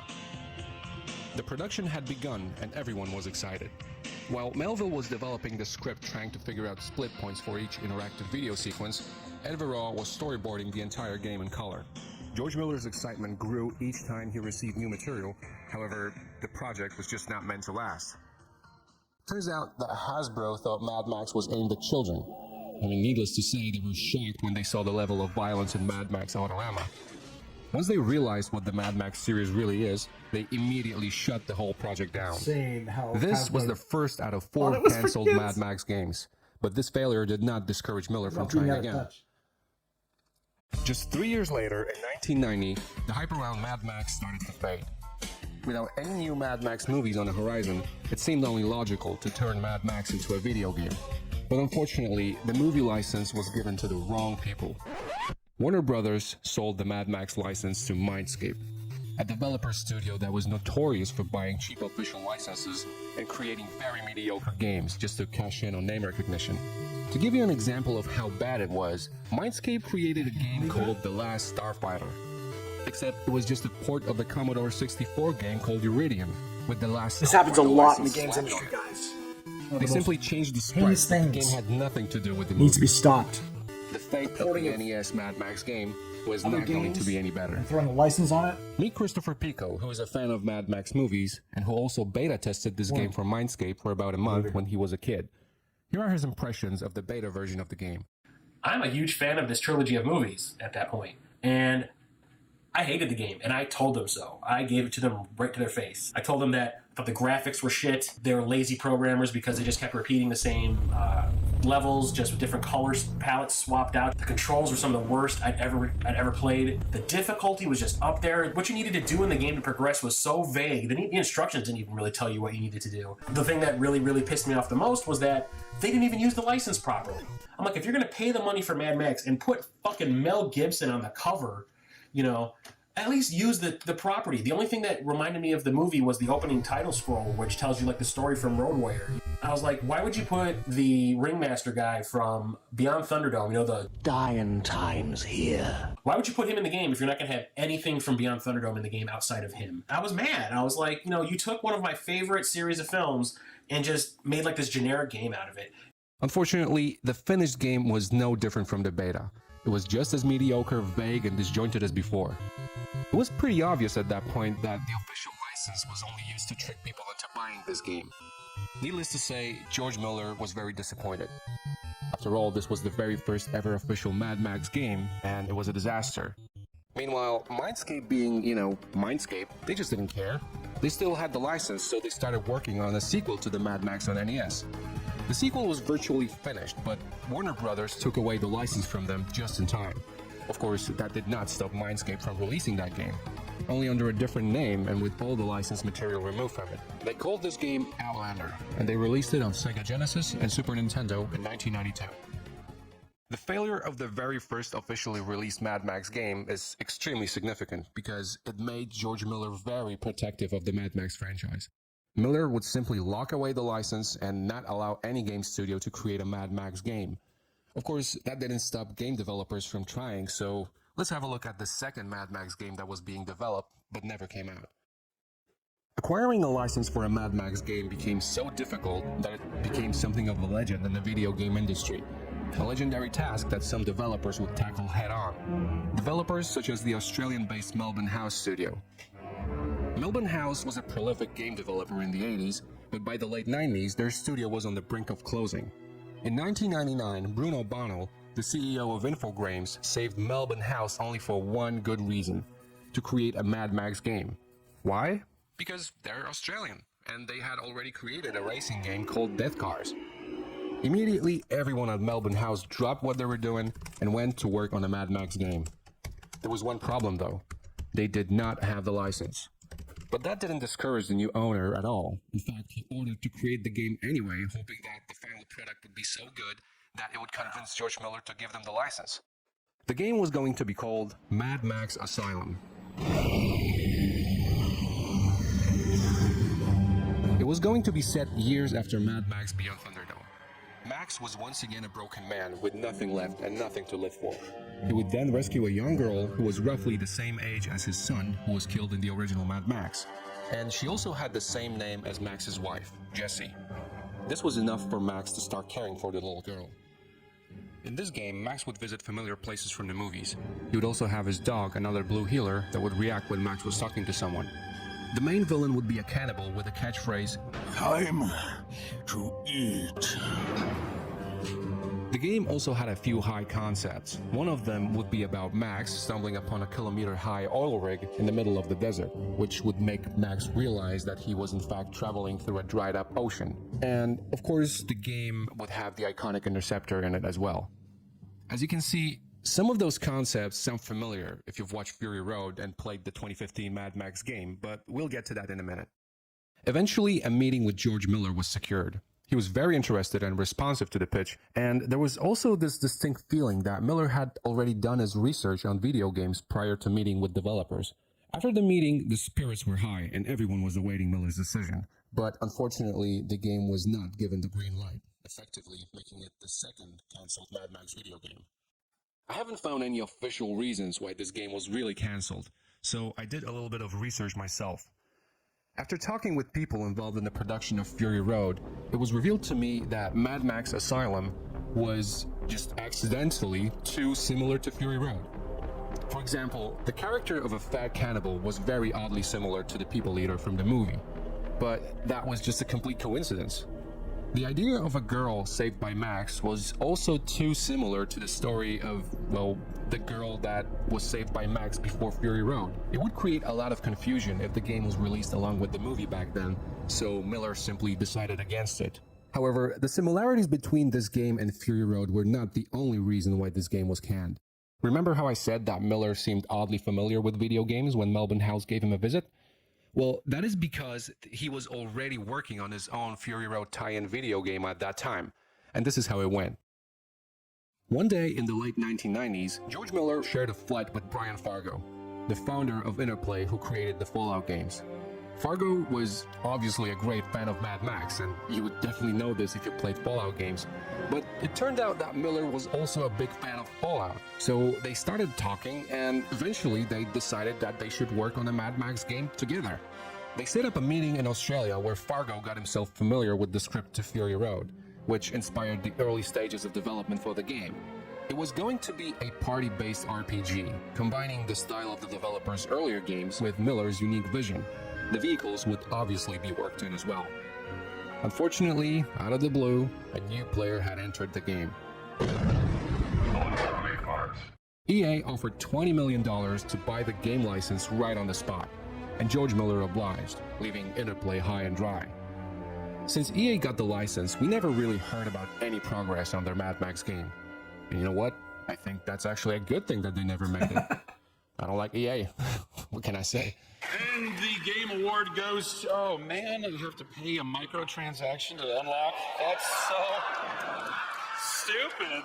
And they probably wouldn't have made it anyway, because Fury Road fell over soon after in 2003 and was indefinitely postponed, thus spurring a chance for a Mad Max game for the third time. From 2003 to 2009, the world of Fury Road grew way beyond the movie itself. and Miller was just ready to shoot the movie in Australia. Backstories for everything were written. For each character, vehicle, and weapons, they all had their own stories to tell. In 2008, George Miller had so much material to go with the movie that he wanted to hit us hard with as much Mad Max as humanly possible. Suddenly, Fury Road turned into a three-headed beast, consisting of Mad Max, Fury Road, the live-action movie, Furiosa, a 3D CGI anime, and the new Mad Max tie-in video game, all of which shared the same world and were deeply interconnected on the story level.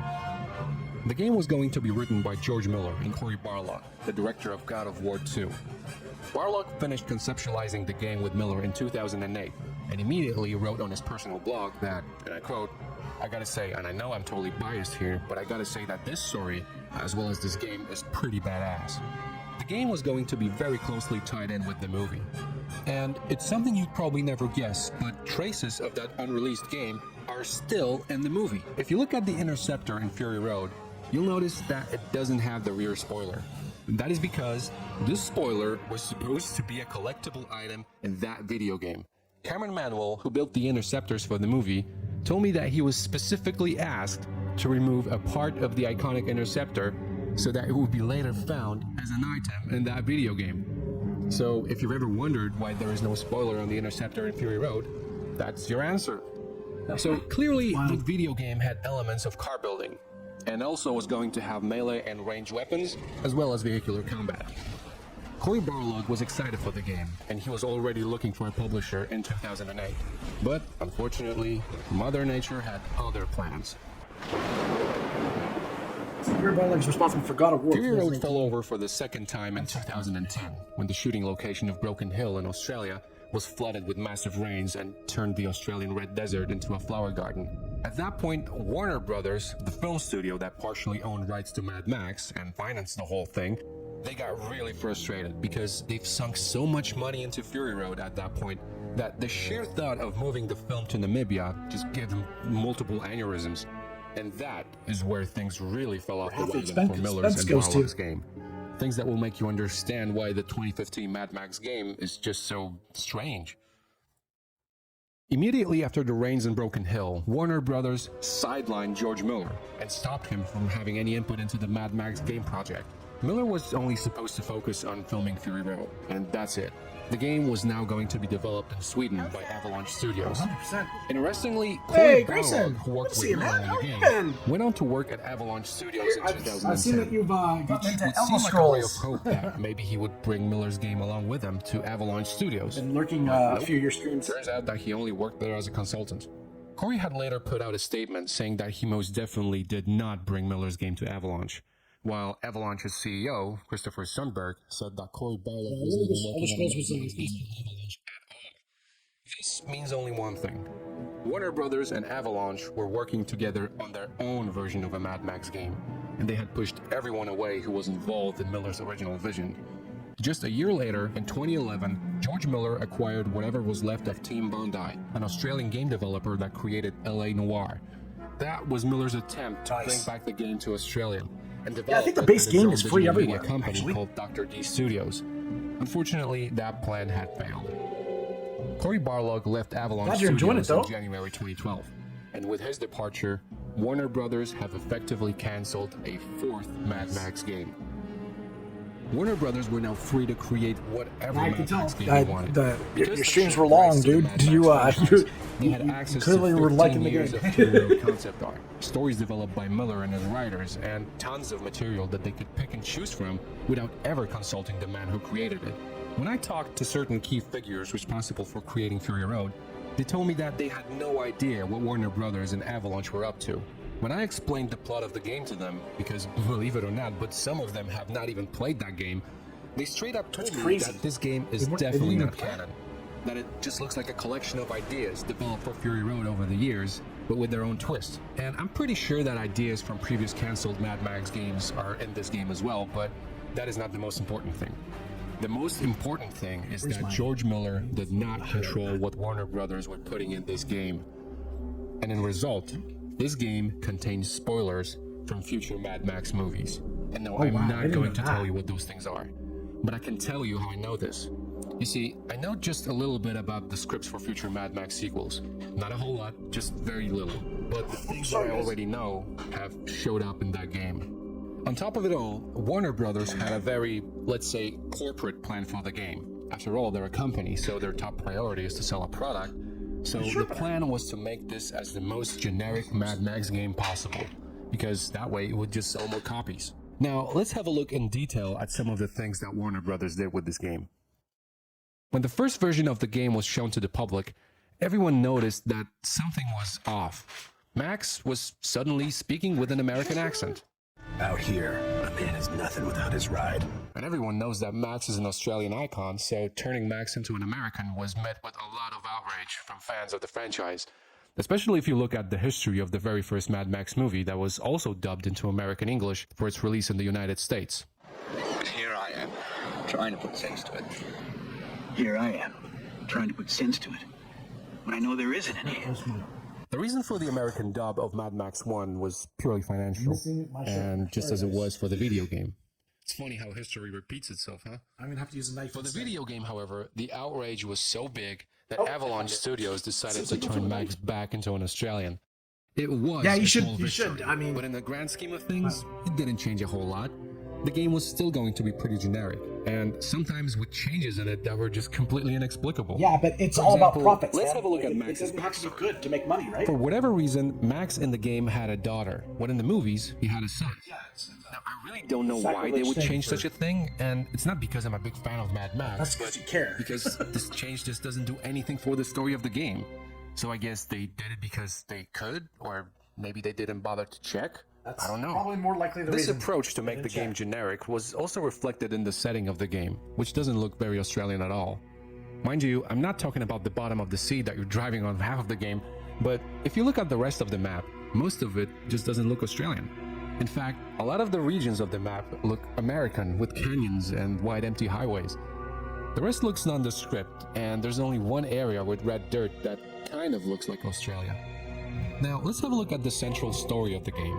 The plot of Glory and her mother was simply lifted from Miller's notebook, and it was modified for the game. You can find the full and official version of that story in the Mad Max #1 and #2 in the comics, released by Vertigo. But for now, I'll briefly explain the differences between the video game version and the official version that's in the comic books. In the game, Max loses to Scrotus and is saved by Hope. In the comic book, Max is attacked by the buzzards and is saved by Glory's mother, who does not have a name. In the game, Max goes to the buried airport to save Glory from the buzzards. In the comic book, Max goes to the sunken city to save Glory from the buzzards, but mostly just to get his car back from the buzzards. Finally, Glory and Hope are killed by Scrotus in a pretty gruesome way. In the comic book, Glory and her mother are ran over by the buzzards. I think it's pretty clear by now that Warner Brothers just took that story, modified it, and wrote the whole game around it. We made him look mad. Now, let's have a look at the cars from the game, because we might learn something pretty interesting. You see, most of the cars in this game are based on Fury Road cars, but from around 2010. That is before they were shipped to Namibia, where they were modified even further. That year, 2010, is when Warner Brothers took the game from Miller, along with Fury Road assets, which explains why the cars in the game look like old versions of Fury Road cars and have not been updated. Even the war rig in the game is based on an early version. Oh my gosh, we got a rare lap in the house. Oh my god, thank you. Stephanie, replaced. You're a boss. This sort of approach isn't limited to cars though. Warner Brothers used early designs and concept art from Fury Road all over in the game. For example, some locations look like they've been lifted from very early Fury Road storyboards. The buzzards jump out from the ground, just like in the early Fury Road storyboards and concept art. Another example is the character of Blastcap, who is based on Fury Road concept art that was developed in 2009 by Weta, a design studio from New Zealand. Weta were briefly hired to create concept art for Fury Road because George Miller was fascinated by their works and wanted to see what they could come up with. Thankfully, only a tiny portion of their designs were used because...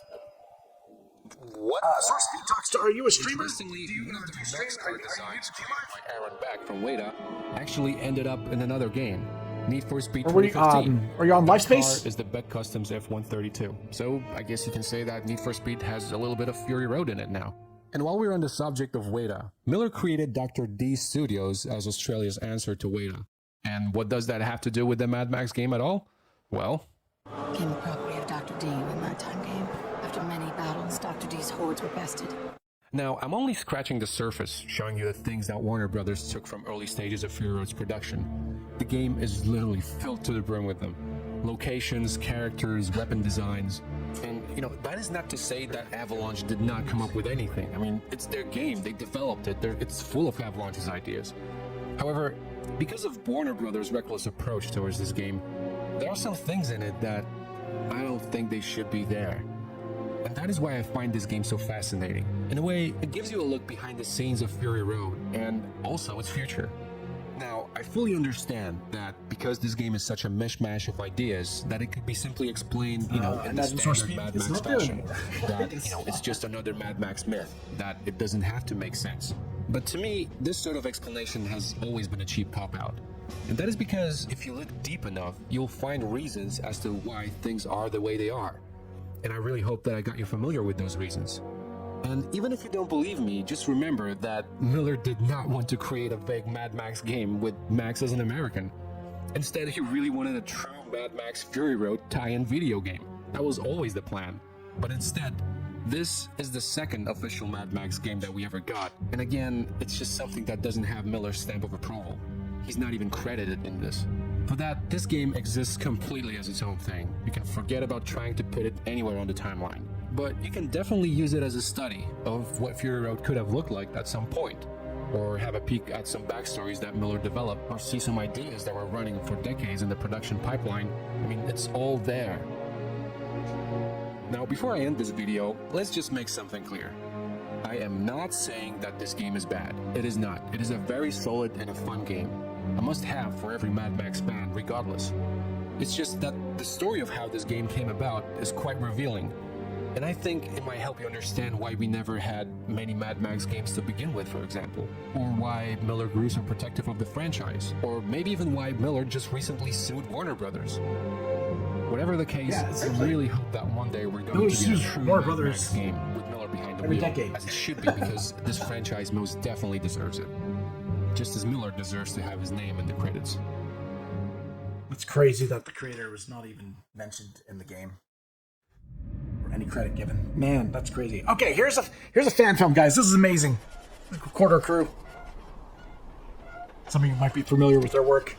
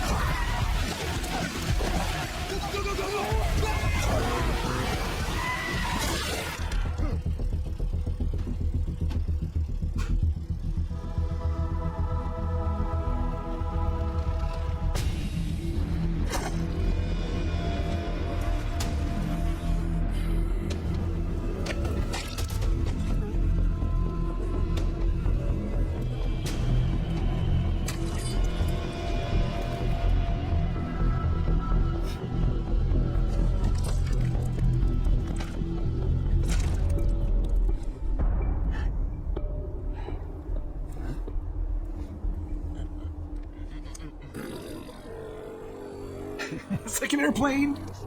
Yum yum. Open up.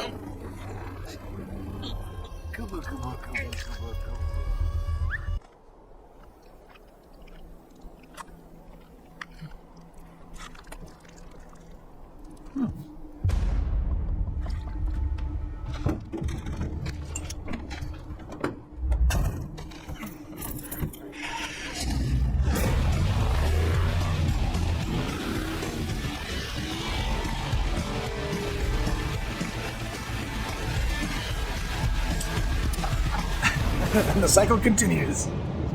Fire. And smoke starts to come out. Oh, it's on fire. Shiny.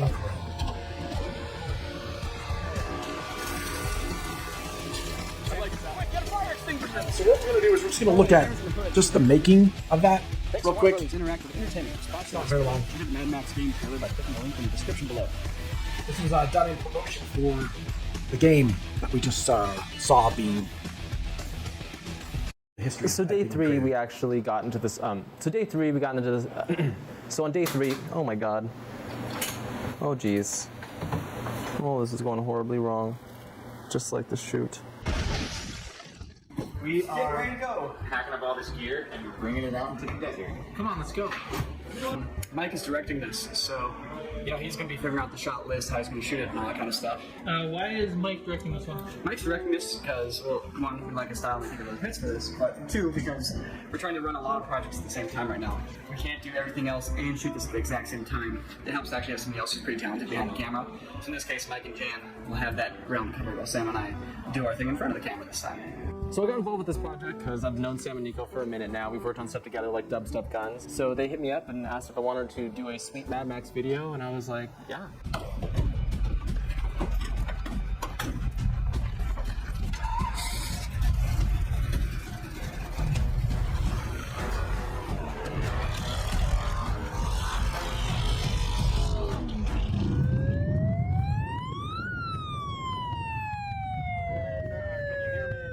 So day 1, the magnum opus shows up, and it's a beautiful thing. The thing I'm most excited about is this.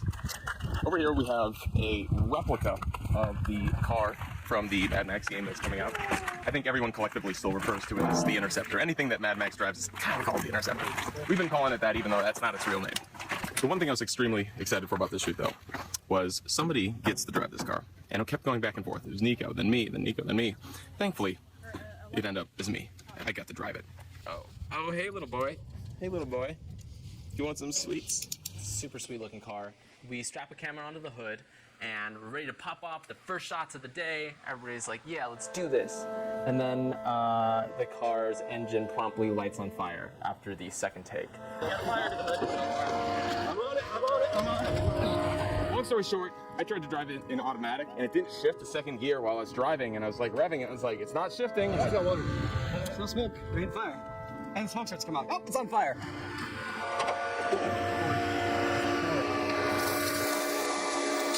I'm like, quick, get a fire extinguisher. By the way, the camera's in the hood, so very first thing is take the camera out. Yeah. I gotta get the hood mount off so you can put the fire out. You could possibly fix the car between today and tomorrow. We either have them fix the car, or we drive a different car.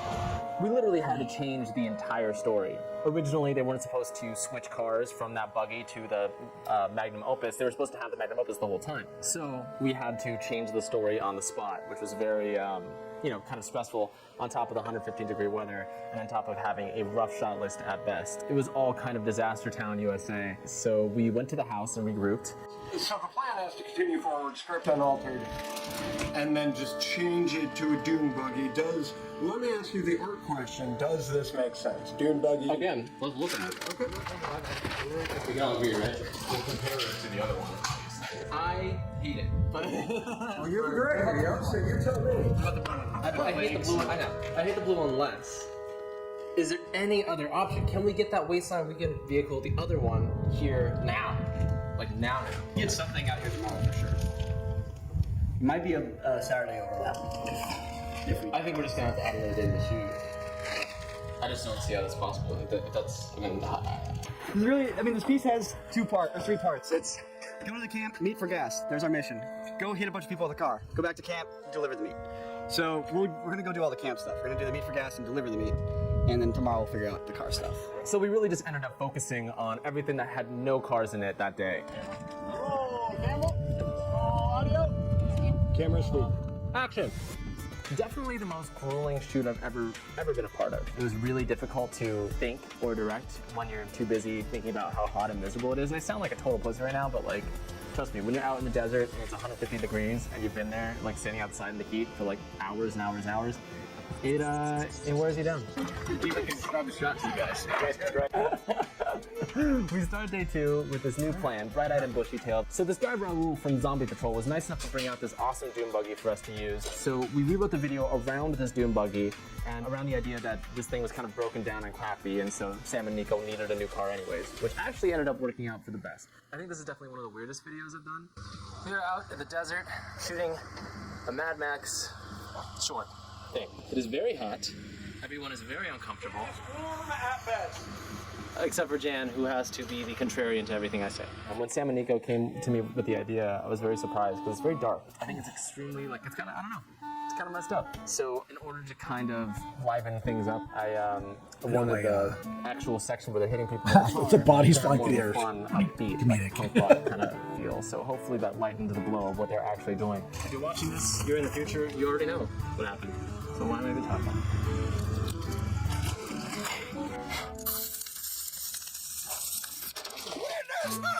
If there's anything you should take away from this making of thing, it's that always prepare for the worst, because, I mean, Murphy's Law, and stay far away from the desert. It's a horrible place of scum and villainy. And all right. I don't think anything should be there. I don't think anything should be shot there. Just stay far away from that place. It's a horrible place. I'm pretty happy with the results.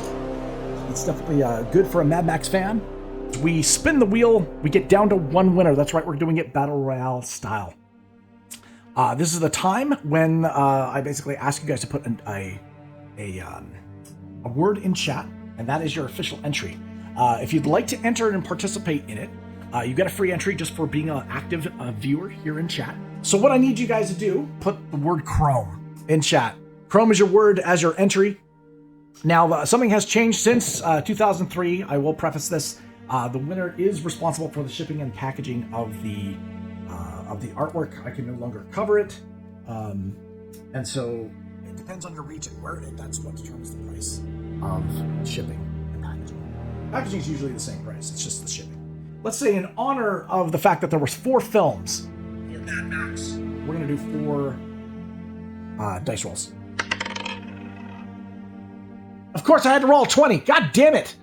25. Oh, Jesus. 40. It still ended up being 51 spins. Holy crap. Okay. All right, how many entries we got? We have 57 entries. Shall we begin? Let's witness them.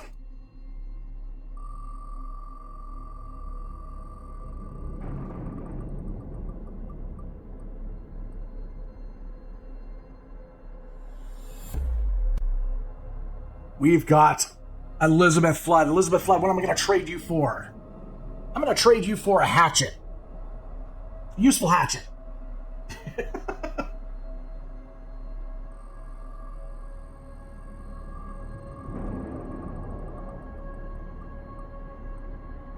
Oh, Comtech.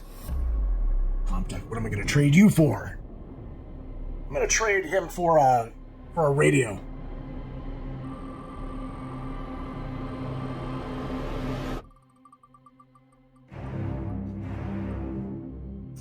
Who else we got? We got Elizabeth again. Elizabeth again. All right, Elizabeth. I'm going to trade you for a gun scope.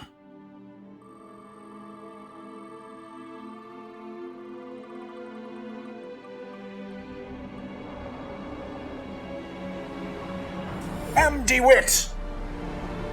We're trading you for glasses with a prescription. Witness them. Shiny and chrome. Oh, MD Witt's going again. All right. We'll trade MD Witt again for some football pads. Now Now it's really cooking. Now it's really getting started. We got Danny G! Danny G, I'm going to trade you for a fishing rod. Fishing rod in the desert. That sounds like a very useful item, huh? Comtech.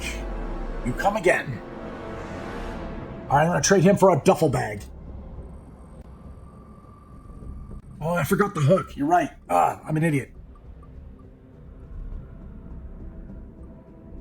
We got Lynn's and Job Paranormal. I'm going to trade her for a crowbar.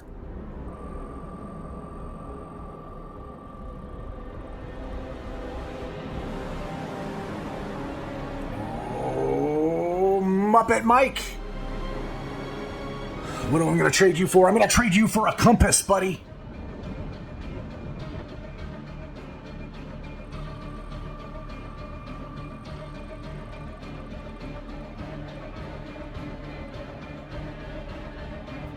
Who is it going to be? It's going to be Iron Skull. Iron Skull. All right, I'm going to trade Iron Skull for an Iron Skull.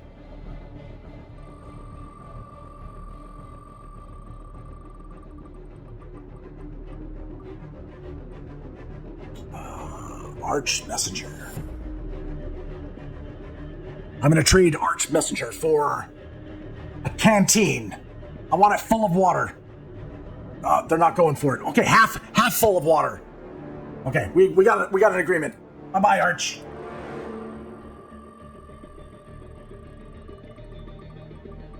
Who's next? Rachel Dallyhug. I'm gonna trade you for a can of food. I don't care if it's fruit. I don't care if it's meat. I don't care if it's pet food. I don't care if it's vegetables. Just some sort of canned good. Bye. Next up, we've got, Code Word Havoc is always unlucky. Holy crap. Code Word Havoc, I'm going to trade you for a pair of candles. As you light up my life. Here we go. GM Dixie. I'm going to trade him for a camping stove and some fuel.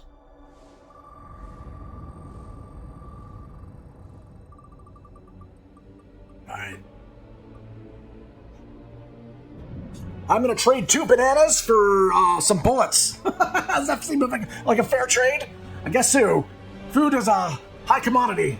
I don't know. I'm not saying that everyone's going to be eaten alive here. I'm not saying I'm trading with cannibals, but you never know in the wasteland. Maybe Q, Chris. All right, I'm gonna trade maybe Q, Chris for a bag of supplies containing both food, water, and a little bit of survival gear. Let's keep it going. Oh, yummy. Yummy the Vampy. I'm gonna trade you for a pair of bolt cutters. Why you need 2? I don't know. We got Elizabeth. Elizabeth, I'm going to trade you for, you know what? I'm going to trade you for a bicycle.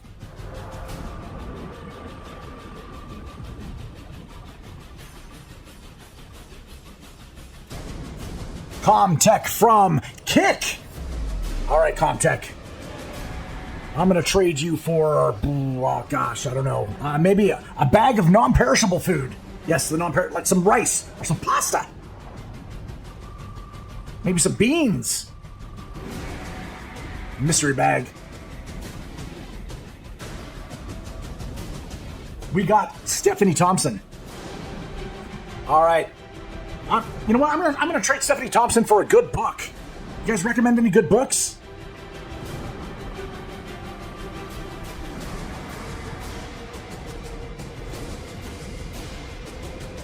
Oh, Elizabeth Flood is back.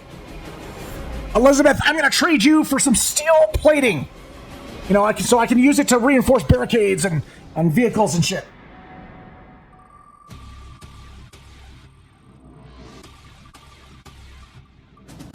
Oh, MD Wit.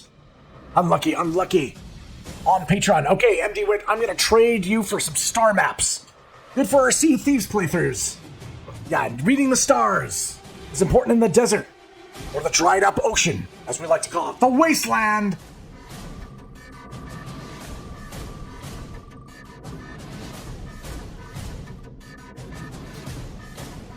Pablo. All right, Pablo, I'm gonna trade you for, you know what? I'm gonna trade you for a box of glow sticks. We'll have some fun. Much love.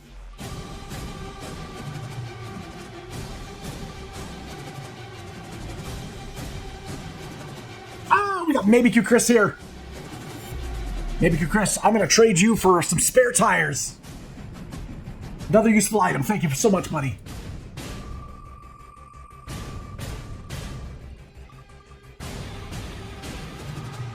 Renzo Scriber. All right, I'm gonna trade Renzo Scriber for a plasma welder. I know it requires a lot of power, but it doesn't need any other types of maintenance.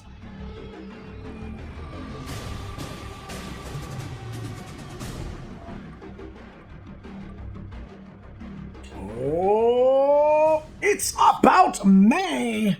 It's about May. I'm gonna trade you for a couple liters of gas. All right. Bye. All right, who's next? MD Wit. Oh my God, that might be it for MD. MD Wit. I'm gonna trade you for some bags of coal. Stoke those fires. Those beachside fires, right? Oh, we got OZ Girl. Interesting. I'm gonna trade her for some bags of fertilizer. Good for the OZ zone. Would there be any OZ zone left after the apocalypse? Oh, it's only a bit corrupt. I'm gonna trade you. Okay, I gotta trade you for a broken solar panel, apparently. Okay. Maybe we can repair it. I don't know. We'll have to find if there's an electrician in the house. Next up, we've got Hi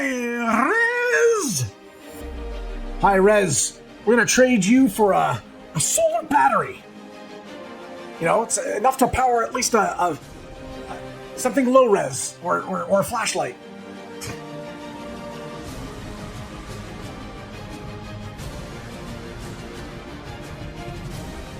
We got pieces from D-Live! All right, we're going to trade pieces for a gas mask. It can filter noxious gases and pathogens and, anything that needs maintenance. Well, it's useful. I should have traded her for a guitar, but she'd never forgive me. Elizabeth! All right, Elizabeth, I'm going to trade you for an emergency oxygen tank. It's got hours and hours of air in it, and it comes with a mask.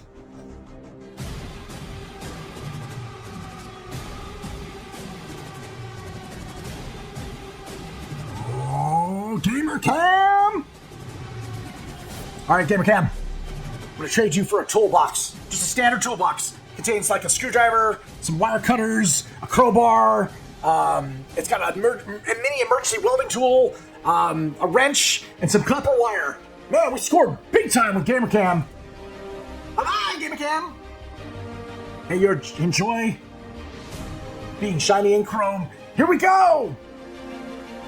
Transparency.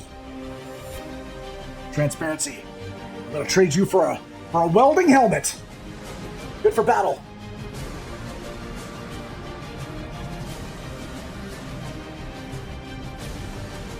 Ace Hardcore. We're gonna trade Ace Hardcore with some for some smoke grenades.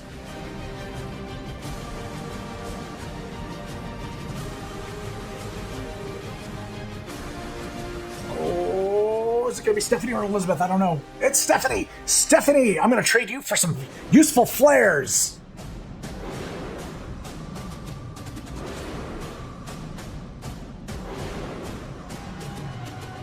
All right, next up, we've got Pablo. Pablo, I'm going to trade you for an encyclopedia of medicinal edible plants.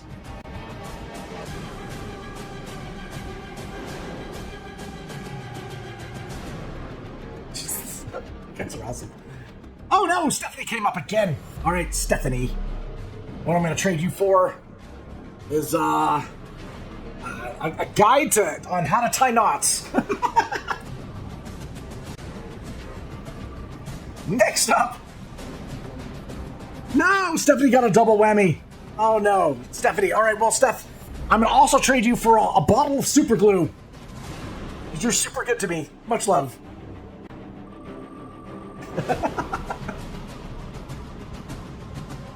Oh my god, oh my god, Stephanie almost got a triple. No, but Elizabeth took the bullet. Elizabeth. I'm going to trade you for some dog food, because I need to feed my dog.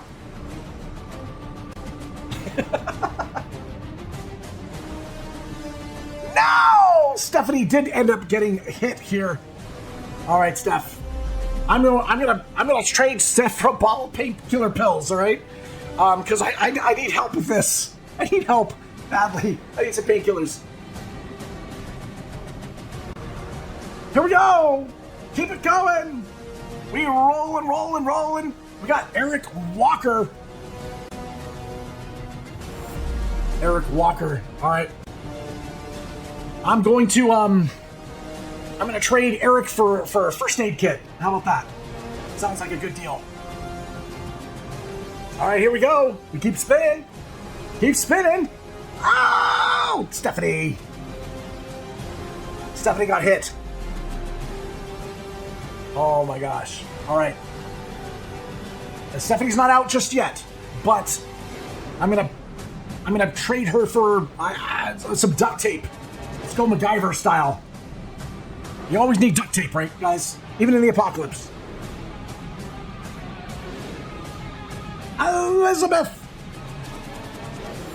Elizabeth, I'm going to trade you for a respirator. It helps to render poison gases and lessens the effect of radiation. How about that? Well, we're getting down to the baker's dozen. 13 on the wheel here. Robin Gear, I'm going to trade you for some iodine tablets. Right? Iodine.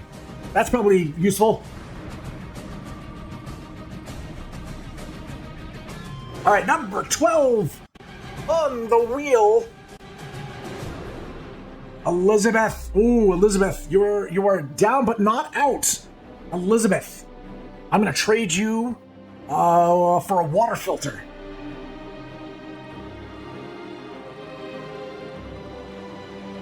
Next, oh no, Elizabeth, no! Oh, shame. I think that is it for Elizabeth. Elizabeth, I'm going to trade you for a portable generator. I can take you with me always. Let's keep going. We got to find a winner here. We got 10 entries on the wheel. Oh, shit. Stephanie! Oh my god. Stephanie, I think that might be all she wrote for you. I'm going to trade Stephanie for a fisherman's jacket. Again, there's so much fish in the desert. Oh, we got GM and Dixie. GM Dixie. GM Dixie. I'm going to trade you for a component, or components for crafting and upgrading items. It's a mystery bag. I gotta roll a d20 and find out what it can upgrade. No! Damn, Dixie got hit double. Oh, I'm so sorry, dude. You're not out yet, though. You have still a Patreon entry. All right. GM Dixie, I'm going to trade you for a comfortable pair of sneakers. 7 names on the wheel.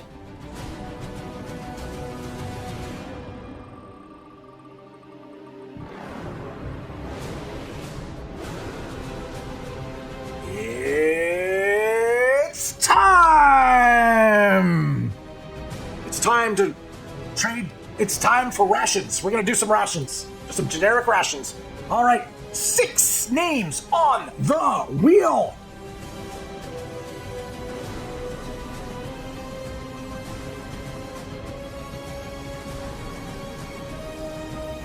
Looks like Danielle from Patreon. Danielle. I'm gonna trade you for a composite longbow. That'd be very useful. Oh crap, I forgot arrows. Okay.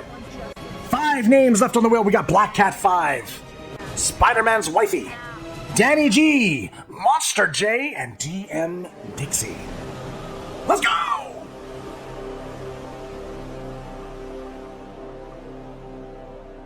Oh, Danny G!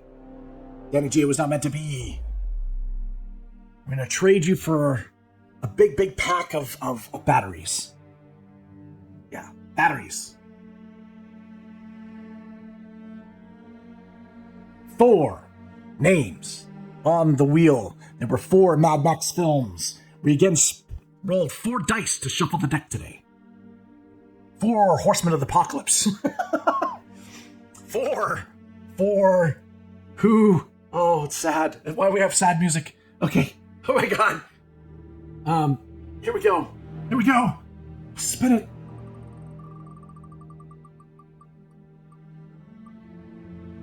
Oh my god, Monster J was so close. Monster J was so close. Monster J, I'm sorry.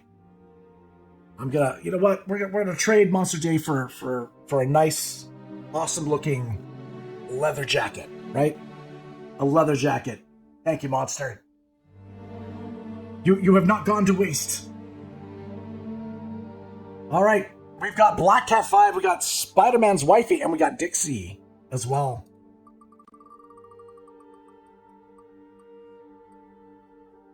Oh, Dixie, so close. So close, my friend. Oh. You know what? I'm going to trade you for a pair of walkie-talkies. You know, I'm going to give one to you and one to Pieces. No, I'm trading you. The walkie-talkies are mine. I'm taking them. All right, here we go. We got Black Cat 5 and Spider-Man's Wifey left on the wheel. Both of these people I've never won a drawing here on the channel.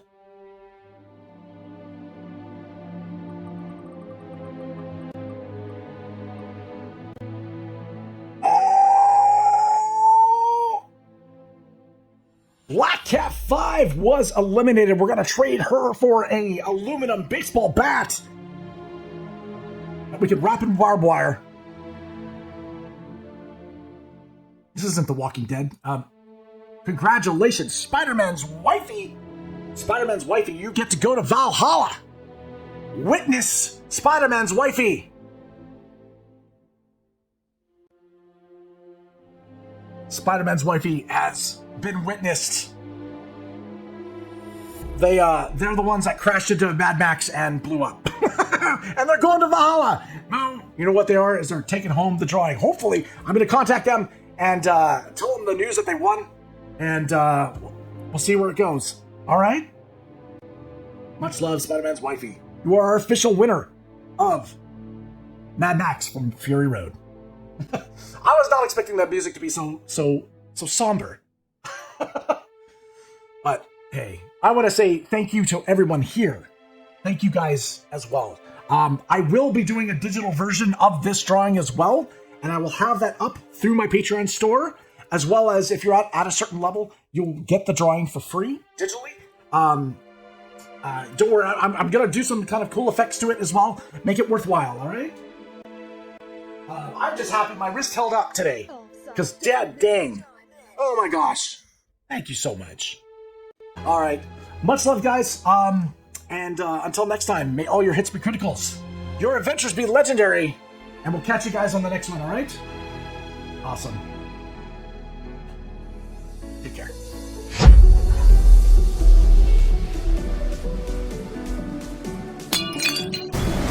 Oh, what a day! What a lovely day!